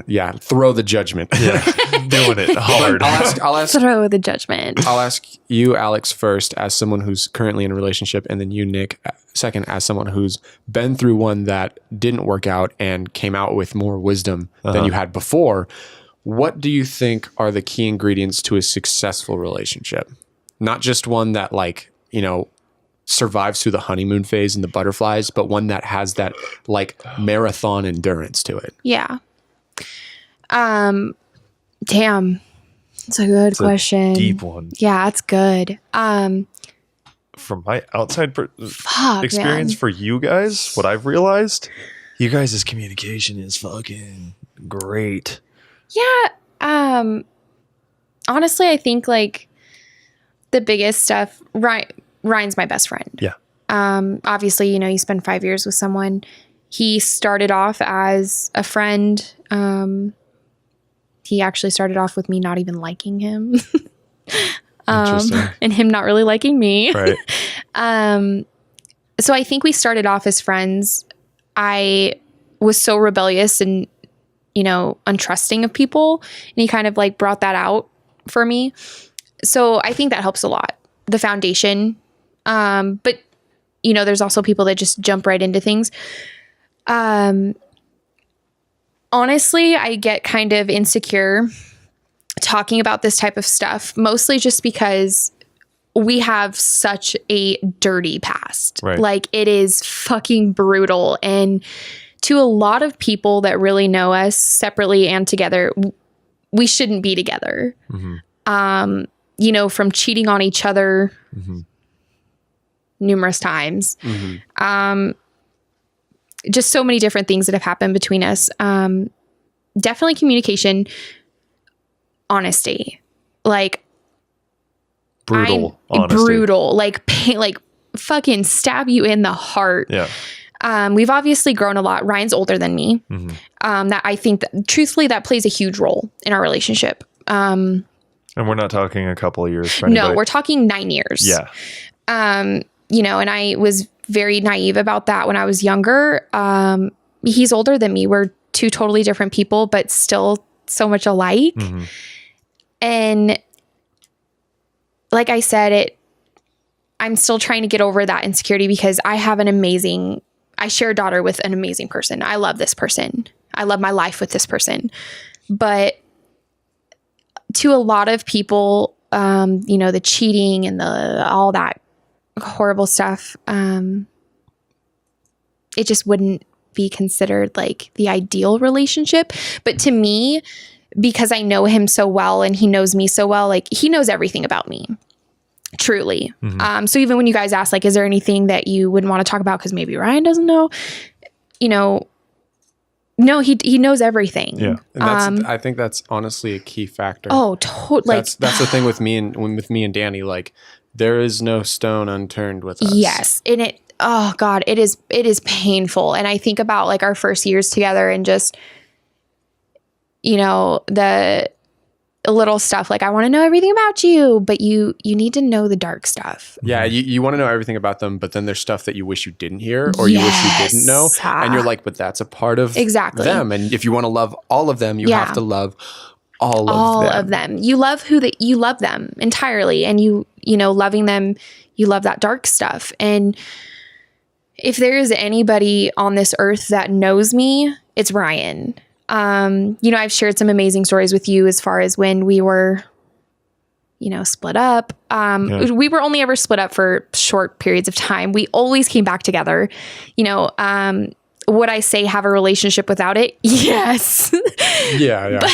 Yeah. I'm not condoning the things that we did to each other. But also I now living that life, I can say I know Ryan truly loves me. I never question that. And I truly love Ryan. He is my family. He is my home. And that's what I think. That's why I brought up the question, because regardless to a dirty past and like aspects that a lot of people who aren't familiar with a firsthand encounter of it see as quote unquote irredeemable, you guys still stuck through and through and proved that like you can still make like something shine out of the mud. Yeah. I think like to each their own. You know, I still have friends or even family members that are not gung-ho for it. And of course, when you know someone and you're like, oh, they cheated on you, you want the best for the people you love. Yeah, that's why you're even saying the things you're saying. Yes. But I can truly and full-heartedly say that every story is different. And did Ryan love me fully when he cheated on me? No. Did I love Ryan fully when I cheated on him? No. But we really fucking love each other now. Yeah. And honestly, through all of our trials, and we've been through it. Like truthfully, I think like moving to Arizona and us having to just be alone for a while, and we went through so many things. You know, we kind of looked our past in the face and we're like, okay, what can we change? How can we be better? Because we want to be better together. And that's just that. I know I'm shit. You know, you're shit. But how can we be better together? Because we want it. Because if you guys are both in the same rut, then it's kind of like misery loves company, but at least you can bring each other out of it. And we definitely had to grow separately. And like I said, the brutal honesty, you know, and there's been so many people that have been cheering us on and through all of that stuff to, you know, my own partying and his own disconnection with the world, and then through, health issues. Now it's not unusual for me to say, because I've mentioned it before, on like social media. But we even went through a miscarriage, and I think that was really the turning point where it was kind of like, okay, are we doing this? Like, are we doing this? Yeah. Do you want me? Right. Like, do I want you? And at the end of the day, like, it was always Ryan every single time. Like, every time I turned a corner, it was like, it's him. And he felt the same for me. And where we're at now is honestly just, it's so fucking beautiful. It's amazing. And I love that, like, if something happens or if I'm hurt, the guy's a shithead, and I may not always like him, and I know he doesn't always like me, but the love there is unlike any other love I've ever experienced and I've ever heard of. And I'm learning to not feel insecure about it, but embrace our story and be like, you know what, we made it through the shit. I think that's exactly why I asked, is because like a lot of people like think it's this entirety of like, they treat relationships as like a glass plate rather than a car, whereas once it's broken, it's forever done with. Whereas if a part of it's broken, you fix it. Yeah. And so like you guys show that you prove worthy through the test of time, that like you can go through like the hardest of hardships and then go like, hey, look, we're at this point to which we did not think we were going to get at when we were in the thick of it. Yeah. It's, so like it's huge, because like when it comes to Danny and I, that's like something that we always, like prioritize, is just like whenever it's always funny. Like whenever I'm in an argument with her, or we're butting heads, right? We see a lot of things differently. And so we'll have a lot of disagreements, and sometimes we can't get past that. And so it's just constant like miscommunication. Mm-hmm. But even during those fights, if my friends or family or coworkers notice that like I'm just not myself because of it, like I have a rain cloud over my head and I just am like down in the dumps. And they'll always ask me like, are you okay? Like, what's going on? And if I just bring up like, oh, like I'm just like I'm having like going through it right now with my girlfriend. They're like, oh, are you guys okay? That's like one of the questions we always get. And it's so funny because they ask that question and that question never goes through my head. It's never a matter of like, oh shit, is my relationship on the line? Yeah. It's just like, we're going through a little hiccup right now and it just sucks to go through it. But I know in literally like a day, we're going to be fine. Yeah. And so I never even consider the thought of breaking up. I never even consider the thought of like, oh, like this is going to terminate what we've had for this entirety of time. Mm-hmm. It's more or less just like, how are we going to get past this? Because there's no option other than getting past it. Yeah. So what are we going to do to get past it? Yeah. And every single time we go at a problem that way, we get past it. Yes. And it's what fixes it. Oh, that's such a great way to look at it. And again, like I'm not saying that that's not for everybody. It's not for everybody. Because there are some people that you should get the fuck out. Yeah, do not stay with that person. Mm-hmm. And I've always been an advocate for that. Like, don't fucking stay with a cheater. Yeah. Yeah. There's a difference between like fixing a problem and something that's an absolute great relationship, and this is a red flag that you are trying to force something that's not working. Yes. And like you shouldn't be in here. You could be spending your time working on yourself or with somebody else who is way better for you. With the cheating, did you guys take breaks? Oh, yes. See, yes. That's what I think is key in that kind of stuff. So, oh God, yeah.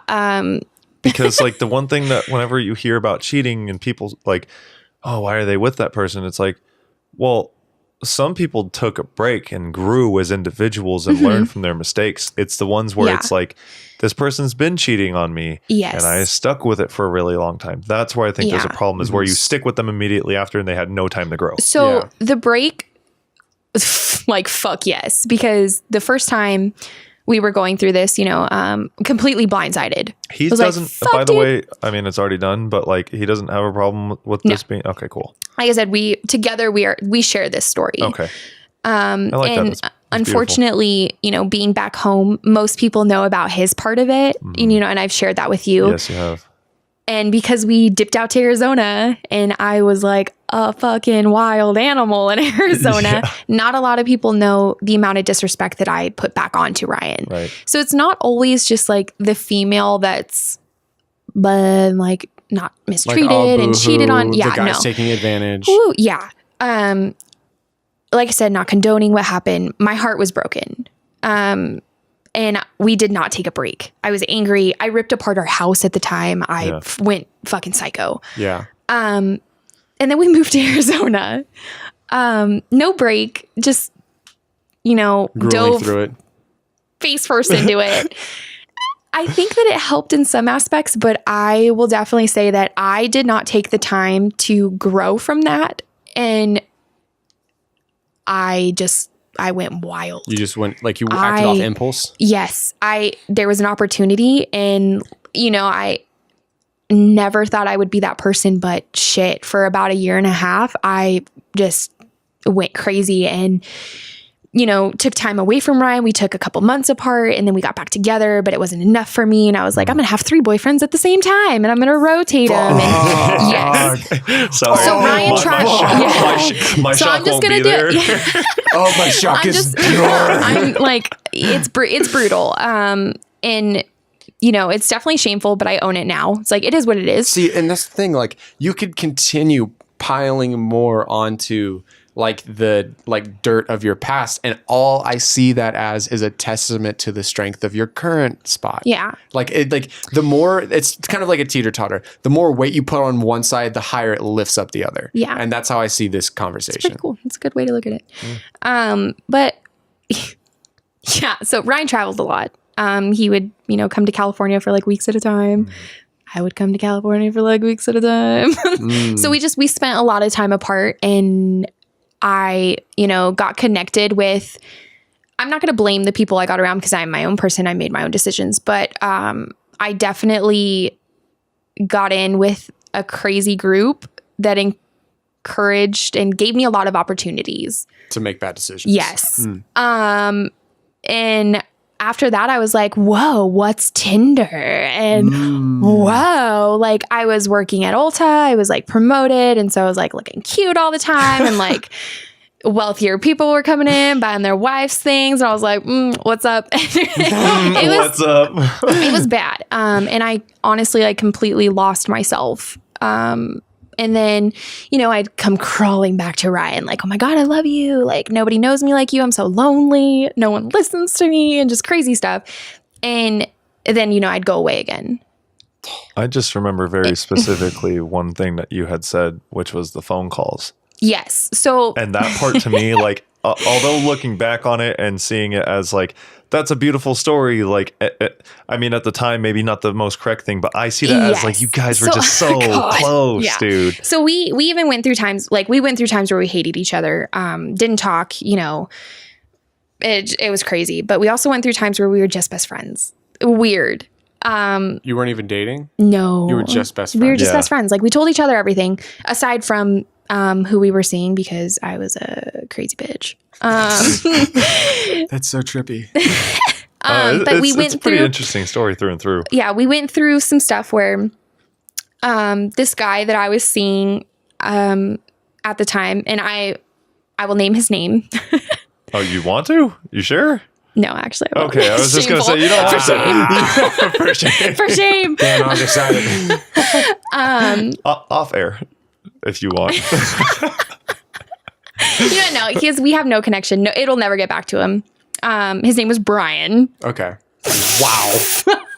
Well, there it is. For shame. Okay, for Well, shame. first name's fine. Yeah. It's not going anywhere. This is his social security number. You're like something about you feels like I know you. Ryan. So he was from California, wild, in a band, sucked me in. God, it was supposed to be something so simple, and I ended up like meeting family. I ended up having trips to California with him.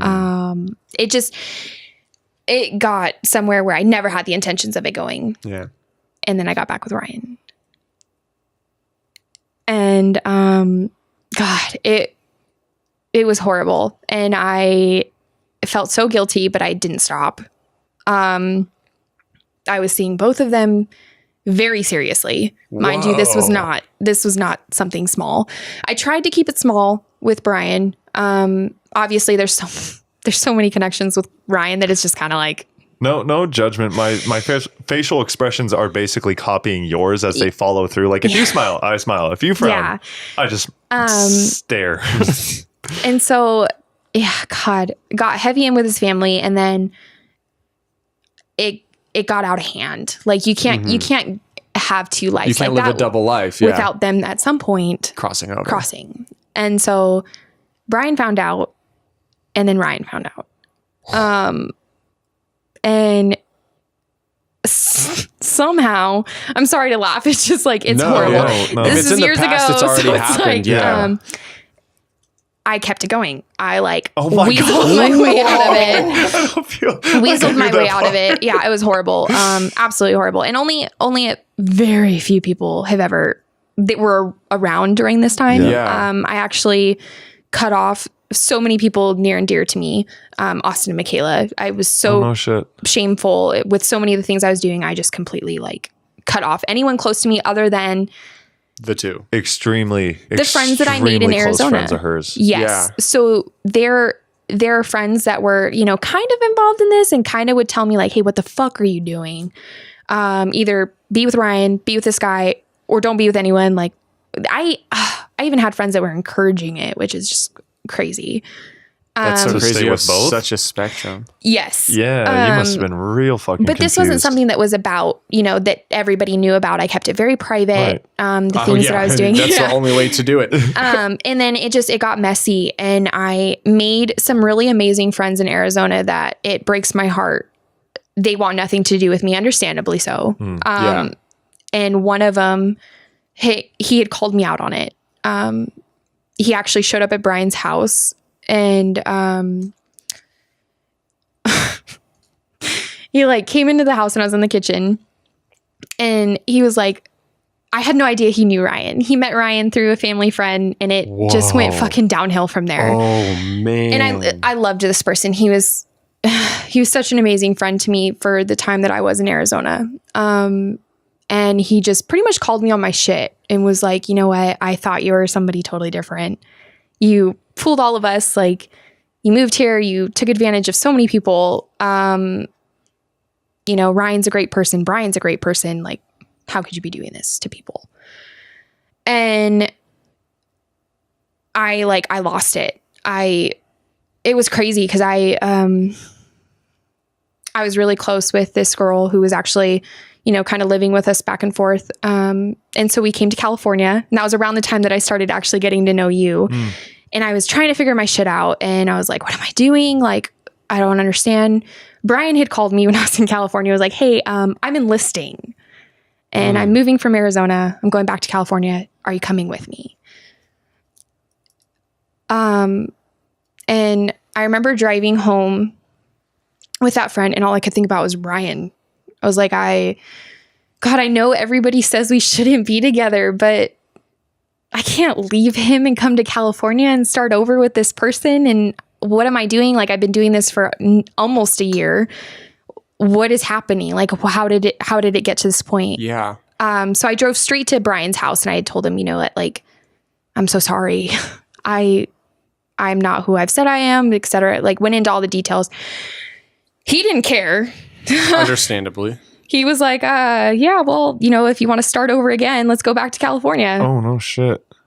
And wait, he didn't no, care. he didn't care. Oh, I thought he didn't care about your apology. No. Whoa. And that takes yeah. a lot. You're And quite so- the memorable person, apparently. No. And so, that ended. Everything else ended too. I went back to Ryan, and I told him everything. I was like, If you're going to start over, you got to start over with a clean slate. I'm like, here it is. And I will never forget watching his face. And I just felt like the world's biggest asshole, because I made this guy's life living hell when he cheated on me. I went for it. And he sat there, and he just was like, you know what? I love you. And we are gonna get through it because I want to be with you. And if you want to be with me, then we can do this.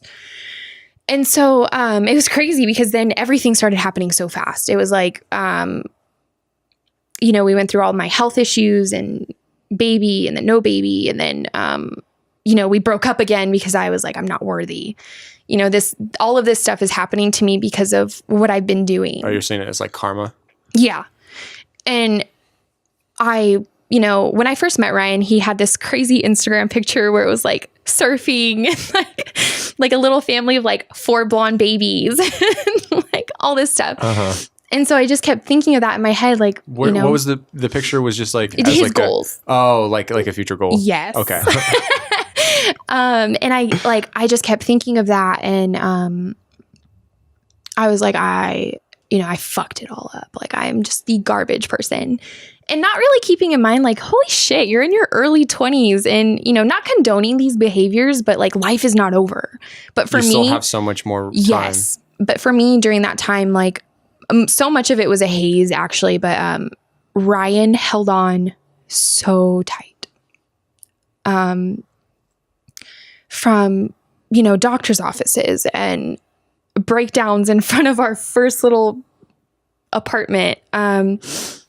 He just held on, and it was nothing but honesty and just love, so much love. And so we just started working on it, and, a couple months in, we weren't doing great. Obviously, that's so much to go through, a few months in, April 15th, the day before his birthday, our friend of ours was like, hey, take a pregnancy test. I was acting weird. But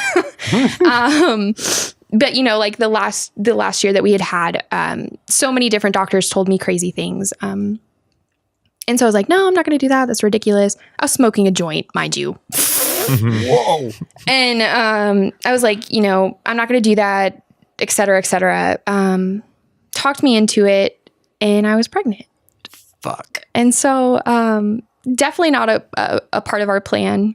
And things were still crazy, but after we got out of that initial like sketchy part of the pregnancy where it was like, okay, can we announce this? Like, is this safe? Let's not get our hopes up, blah, blah, blah. Once we got out of that sketchy part and we got kind of to like, we were out of high risk pregnancy, where they make you go to the doctor every week rather than like every 2 or 3 weeks. We got out of that. We announced it to everyone, and it's been amazing ever since. Damn. And I'm talking like 2 years. Like it's truly, just been like watching these two, dude. It's nice because it's like I get the shit talking. Like obviously, like it's beautiful to watch you guys do that and watch you guys go back and forth. More than anyone. The amount of love that you guys have for each other, the way you guys speak to each other, the carefulness you go you just go about everything so carefully with each other. Yeah. And just like it's good. It's really nice to watch. Yeah. And I mean, I think it's awesome too that we obviously everybody has their fights. If you're not fucking fighting, I don't know, it's weird to me.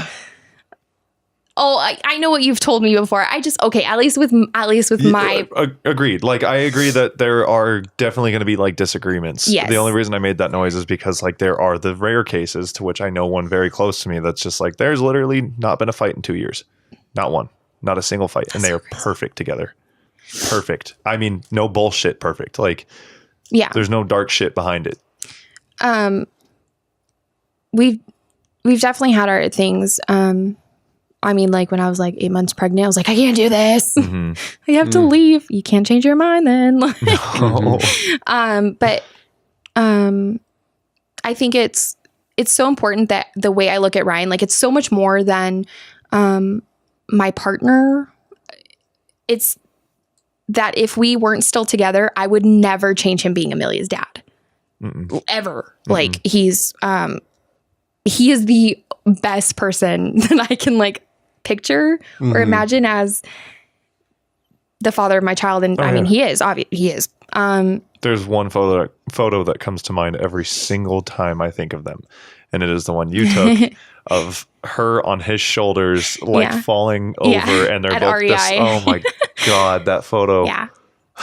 And so, like, to look at where you're at now and to think of the past and all the stuff that's happened, I want to touch this point because I feel like in a lot of main talks, whether it be the entire culture of our society now, the conversation being held at mass when it comes to social media, big mainstream conversations like a Rogan podcast or a TV show, it's never really truly talked about when it comes to the path to redemption. Because everything nowadays is the one strike and you're done, do or die, cancel culture. Yes. It's as soon as we get any dirt on this individual, you put them in the corner, you let them collect dust, and you never let them out. Yeah. And it's just this idea that everyone needs to be a saint until proven otherwise. And as soon as you show your first sin, you are cast away. Yeah. And you have no road home. Literally almost like going back to the old day of doing shit. It's literally witch trials. Yeah. You are Yeah. looking for someone who has anything wrong with them. And as soon as you find that dirt, you have to scream out to the world, look what I found about this person. They're not what they say they are. Everyone throw your stones. Yeah. And so I want to talk about this because no one ever does is from your firsthand personal experience, what like your living proof that you can literally commit what some people see as like the worst of the worst and like the final breaking point, The one and then, done. and then you guys can show like if other people would have stuck through it. And I'm not condoning a lot of relationships because there are a Again, lot of ones. Some people you need to get out. that It's that not aren't going to meant. work. but there are other ones where it comes You to it deserve like better. Get out. yeah, like but there are people who are like you deserve that second chance. You deserve that redemption. And so like what does it feel like for you to be in that position where like the majority of people would have kicked you to the curb and you got that second chance. You were the rare individual who got that door to open a second time. And when you walked through it, it was actually like the last chance you needed and you proved your worth and you proved that it was worth it. And now you guys are at a great spot. It's fucking amazing. Mm-hmm.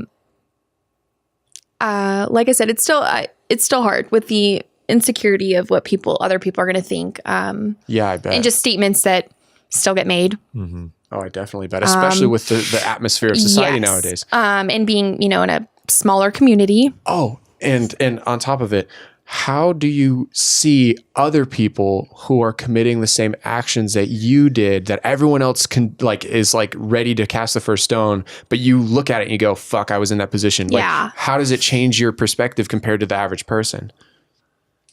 I have just learned a tremendous amount of forgiveness and understanding. I was so angry about stuff like that, coming from broken family and like cheaters are always cheaters. And like, again, in certain circumstances, you do deserve better. Fucking leave. But there are those circumstances where it's like, could be the best thing that's ever happened to you. And maybe we didn't get together at the right time or, I don't know, all that bullshit. Yeah. Right. Who knows? But God, like I honestly wish I could go back and I could be kinder to people that I know have done these types of things because I like made it my mission to ruin Ryan's life for like 6 months. Because of actions that you ended up doing. Yes. God, worse. Yeah. And even friends that I've had or people that I've known, I've been like, fucking leave. Like, shit person. And I wish I could take it back because I had people show me understanding and kindness. And, actually Nick's a huge one where I did tell him, like, hey, Ryan and I really aren't that perfect. Like, you don't hear this shit. And the fact that he even gave me so much kindness of like, hey, I see who you are now. Things can change. Some people are dirtbags. Some people will not change. Yeah, because a lot of people, this is the difference between dirtbags and you. You wear your like scars proudly. You sit there and you go like, these are my sins that I'm guilty of. I am not running from them. I am not excusing them, and I am not pretending like they didn't happen. Yeah. I'm openly admitting them, and I am like accepting the fact that they happen and using them to get better. Yeah. That is the biggest difference. If someone isn't doing that, if they're not owning up to their own mistakes, then they're not going to Yes. learn to stop making them. I think I know so many amazing relationships where it's truly been like storybook. But I wouldn't change mine. And I've told Nick or other people that are like fairly newer friends of mine, like, hey, like, you know, if I'm trying to be a good friend, I'm trying to be a good person. And I'm still trying to like come into myself. But all of that dirty, nasty stuff, that grimy stuff, it made me. And I have this grittiness to me that I've learned to love. And it's fucking brutal. Yeah. And I love it. You use it to your advantage. Yeah. Rather than letting it be the scarlet letter that you wear. Yes. And, you know, I've learned so much from it. And I really would not be the person that I am without that grittiness. So I appreciate it. I do think you can go about your life without fucking shit up like that. Yeah. But what you're saying is if it happens, there's redemption. There is always redemption. You can change. People can change. There's always that mercy. Yes. And us as people, we should be encouraging that. And we should be holding each other through those times. You know, it may not be the greatest and it may be hard, and it's okay to call people out on their bullshit. It usually helps. Yes. But the darkest, angriest time in my life, the people close to me let me be angry and let me be gritty. And that is how I learned. I didn't learn because a friend was calling me up. I mean, obviously, you know, with the friend that I was talking about that did call me out on my shit in the kitchen, it helped. But truly the darkest time in my life where I really felt like there was nothing left. And I was so angry at so many people for trying to tell me, you know, you can do it this way, or it's going to get better. Here's how to help, and blah, blah, blah. What helped was the people that just said, you know what, I love you anyways. And I'm here. Please be careful. And seriously, like even thinking back to that time, it doesn't even seem real. So much of the stuff that's happened. And like I said, it's like it's so hazy, but, the people that did let me just fucking do it, I came out of it. Yeah. And I came out of it by myself to people ready to hold me. Yeah. And that is what we're fucking here for. And again, that is why I am the way I am now. And I can truly say that all of that, you know, bad mistakes and pain and et cetera, I have so much to share with Ren. And it's dope. You have so much solid experience to give Yeah, your daughter to be the badass that you are now. Yeah. And it's to guide her in her own life without making the same mistakes. And it's like, yes. I made those mistakes so that Yes. not so that you don't have to, but Yeah. along the lines Just of like now at that least you the don't help. have to. now Yeah. that you don't have to. And just to give her perspective, because I didn't have perspective. You know, again, like that culture of people just so fucking ready to cast stones. That's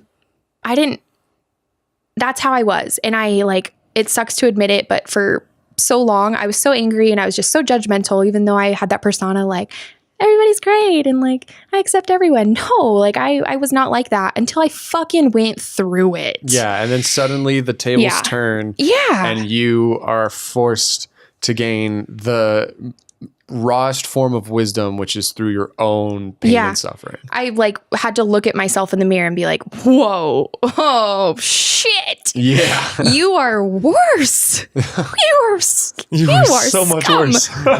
You are scum. And I didn't change there. I was just like, oh, fuck, here we are. gonna keep doing it. It took a lot, but Let's see how much deeper this hole goes. Let's just keep fucking yeah. shoving it Oh away. God, yeah. And then again, just I really feel like our whole purpose here is just to live every day and hold each other through it. Have understanding for people. Not condoning things and not always No, of course not. allowing certain things. Definitely call people out, but hold people. But And knowing understand that people people. make mistakes. Yeah. And that people can come out on the other side if you're just patient. Yeah. And I don't know the whole Bible verse thing or whatever, but like the casting the stone thing. Yeah, like it's basically like I believe it's like he who has no sin should cast the first stone. Yeah. And it's the idea of like, you're sitting here accusing people of the same crimes you've committed Yeah. or the same judgment that you deserve. Yes. And even if you haven't, even if you think like, oh my God, I'd never do this and et cetera, you never fucking know. And if you go your whole life without doing it, awesome. Just really, that's amazing. Yeah. Don't be fucking assholes to people that do go through it. Yeah. Because this is the thing. Was it the hatred from others that got you to change, or was it the compassion? Ooh. Ooh. Fuck. That's a good question. A little bit of both. I think that it like, how people talk about like rock bottom. Yeah. I really like, I can definitely picture the darkest fucking and that was throughout, all of our, Ryan and I shared health issues and, but I would like take little pieces from these fucked up scenarios and they would sit with me. So that friend in the kitchen that called me out or, Ryan, the first time he found out about Brian, just all these shitty little feelings, I would take them, but, and then I would take the compassion ones and it kind of just all built. Mm-hmm. But it really just took me. I was so angry when my life changed. Like I'm talking the two girls that were closest to me at that time, and Ryan included, like it freaks me out when we like sometimes we'll talk about it because I feel like I don't even know who they're talking about because I'm like that I wouldn't do that. Life. Yeah, like that's not me. And but like you said, you never know until you're in that situation. And I just it's weird to think back on it, and I was just so angry, and I got so fucking sick of waking up and looking at myself in the mirror and just being like, what the fuck? Like, why are you living like this? You hate people. You're doing all the things, you don't believe in. And it just, I think it took the hatred and the compassion that I had for myself. I hated myself, but I let myself do it. Mm-hmm. And I let myself grit it out until the damn end. Yeah. And I came out a new damn person, and it is still hard and I'm still trying to find myself. I think we'll always be trying to find ourselves. Yeah, it's never a destination as it is just a journey. Yeah.